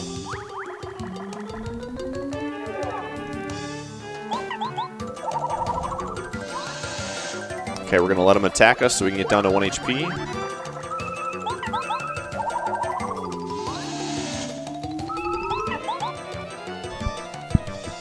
All right, now this is the power bounce. We want at least, I mean, 4 would be, we really want 5, but we don't want 3. 3 would be incredibly bad. All right, we got 4. We'll make it work. We'll make it work. All right, so as long as he doesn't heal, we're okay. He has a small chance of healing on this turn. We need to get back into 1 HP so that we can fight Bowser. So we're just going to chill and wait for him to attack us. Please don't heal. Don't do it. All right, perfect. What? No, that's not good. Okay. Okay, we're fine. Everything's fine. Everything's a-okay. What do I want to do here? It won't be enough. Okay. Okay, we're gonna smooch. It's okay. We're smooching. It's all good. That is like the other attack. If he just does a normal like attack here, we're fine. Okay, I'm gonna go. No way, not again. Are you kidding me, dude? This is ridiculous. I can refresh again, but we're gonna have to block. Okay. This is what I mean. This is why we don't want to get 5 capped, because this fight is stupid. All right, come on now. All right, please just attack me. Thank you. No way! Oh my god. All right, we got one. I don't even know at this point. All right, here's what we're going to do. I don't know if this is going to work, but we're going to make it work. Oh, this is so frustrating. The problem isn't, like, I could kill him. The issue isn't that, like, he keeps lightning, dude. That's such bad luck. Unbelievable luck. Like, I've never seen him do 3 lightning attacks in a row. The problem is that we're going to be at 3 HP, and,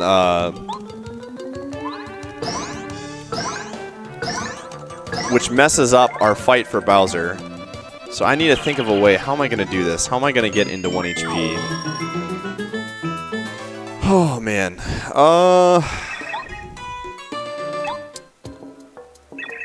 I have no idea how we're going to do this. We're going to... okay. We're going to do some ridiculous backup strats right now. I don't think I've ever done this in a run before, but Junior Troopa was not having any of it. Okay. Well, let's first save. Safety save.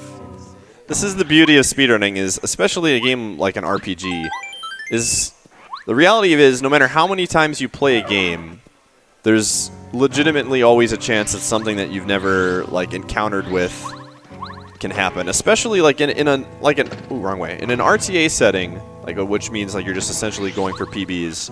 Something like that would happen. You'd be mad and then you'd be like, all right, whatever, and then you'd reset. But in a marathon run, obviously, I'm not trying to reset here. I got to finish the run. So you have to kind of think on the fly. All right, so we're going to heal here with Toad. First time this dude's ever seen any action on a speedrun before. We're going to get some quick sleep here. Because again, at 3 HP, we're in this weird medium where we're not in peril, so we can't use Mega Rush. But we're not at 10 HP, so we can't even get like down to Mega Rush. So, yeah, like I've been playing this game for 3+ years, so again, even though I haven't seen this before, I've got enough decent knowledge, so hopefully we can make adjustments here and be okay. So we're gonna pick up the extra life shroom because we lost the other one, unfortunately. And then Power Rush gives us a little bit of damage when we're not in that spot. We're gonna take off here, yep.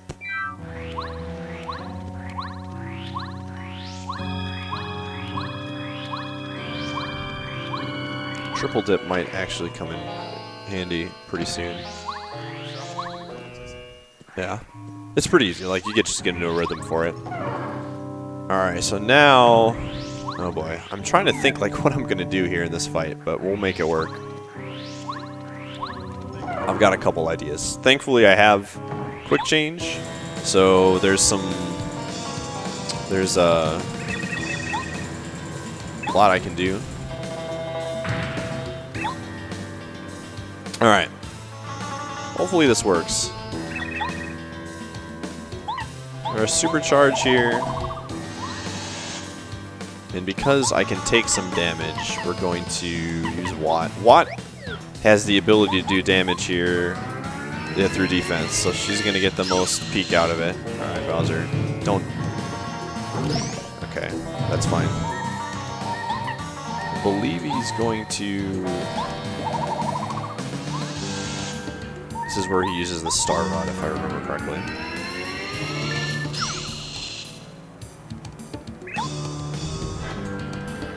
We might have to use a life stream here. Not a big deal. Yep, we still have one more.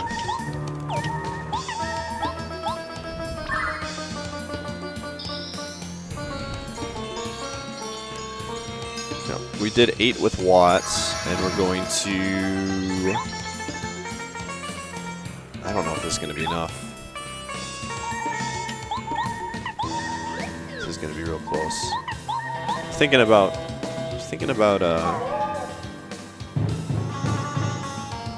alright, we'll see if this works.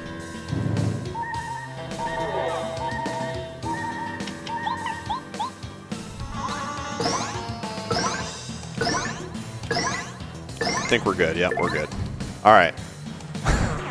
I mean, not a great spot to be in, but we'll take it. We take those.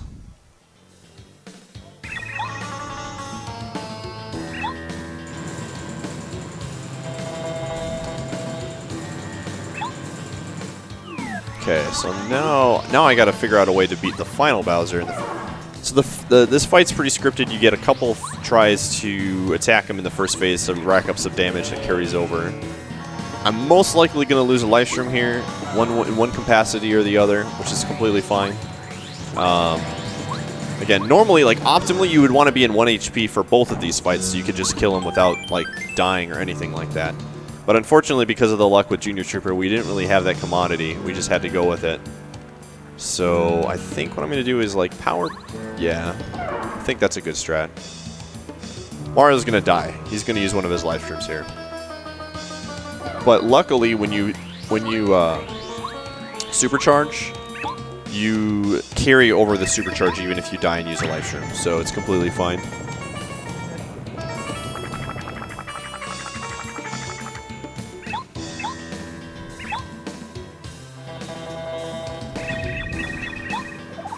And like I guess another side effect of this is that we're going to do less damage in the first phase that we wanted to, so it makes the second phase a little bit more risky. But again, we have 2 repel gels. We still have a life stream.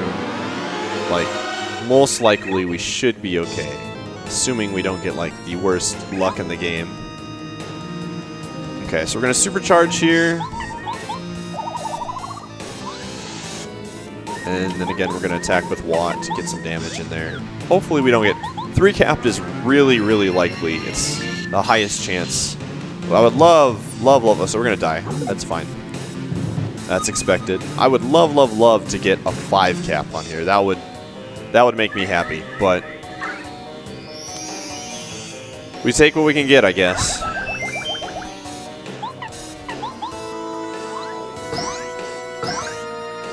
Oh, 3 cap, of course. So that was 5, 4, 3 plus the 8. So is that 9, 12, 20? So he's at 79. Again, not very good, but I think we'll be okay. If he gives me fire, we just want fire. So fire is a 2/3 chance of happening in this next fight.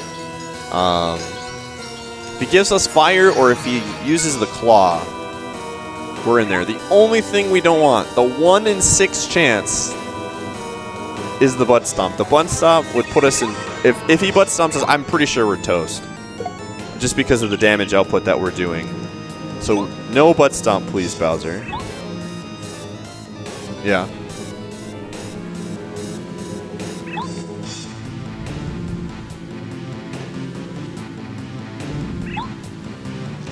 You're supposed to put that up. Shoutouts to Pie Happy. Alright, hardest fight in the game. I need, if you're in the chat right now, I need your support. I need a spirit bomb in the chat. This is a very difficult fight. Frame perfect in a lot of these inputs. I'm calling your power right now, chat. You know what to do.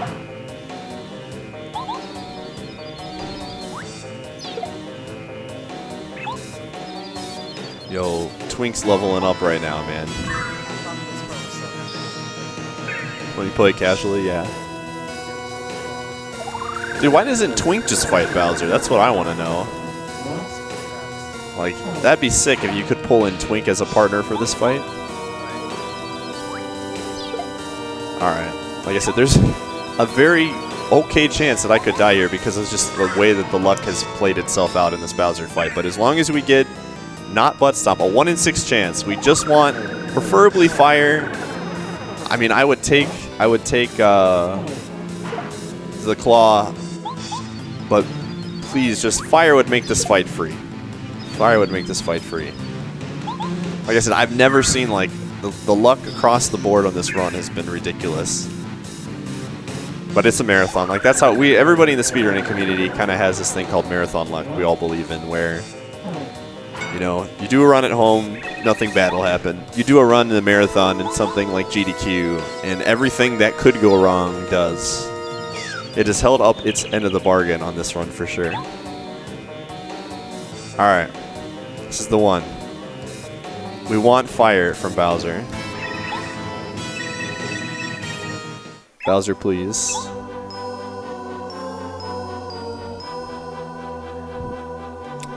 Fun fact, if you are playing this on VC, this cutscene is like 30 seconds slower. The lag is that bad. Yeah, it lags really badly. There's just so much going on, the game does not know what to do with it. Like, the stars appearing right now all appear in like small intervals of... It's really funny.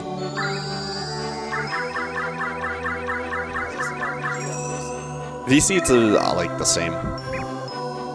It's laggy in a few parts, but it's not a big deal. I play on Super Nintendo.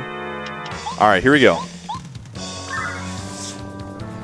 The practice runs I did, he gave me a butt stomp and he gave me a claw. So it's the law of averages is going to help me out here right now, and he's going to give me a fire. This is one time, Bowser. Give me one time. Alright, so we're going to use Sushi here. And this is going to add Mario's defense up so that it puts us at 1 HP when he does the attack. Alright, Bowser. One time, please, fire. Yo, alright, we're in there. This is good. Alright, so we're at 1 HP. We're in peril. We take those. Alright. Alright, that was 18. Yep. And what is that? He was at 79 before, so he's at 61, I believe. I can do simple math, man. We're in there. Alright, so this is where the triple dip comes into play. We're going to use the repel gel. And then we're going to use shooting star. And this will put him at 49.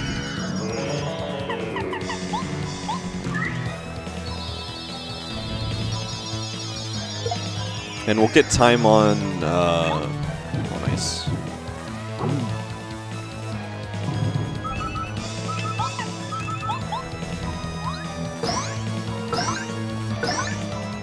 Okay, that's another, what is that? 31? 31? All right, 27. Yo, he's giving me a really good pattern, actually. That was good. Okay, he should. Even if he does something here, we'll be fine. Okay, that should put him at 9. I'm gonna attack. He shouldn't attack. He should use. He should. He should not attack me here. He should use the Star Rod. Yep. Yeah, I'm gonna get ready for time when I get the Star Rod.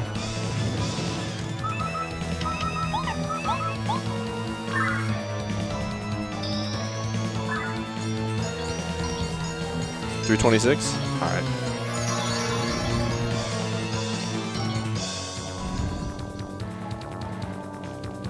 Okay, we're gonna do one more out of sight.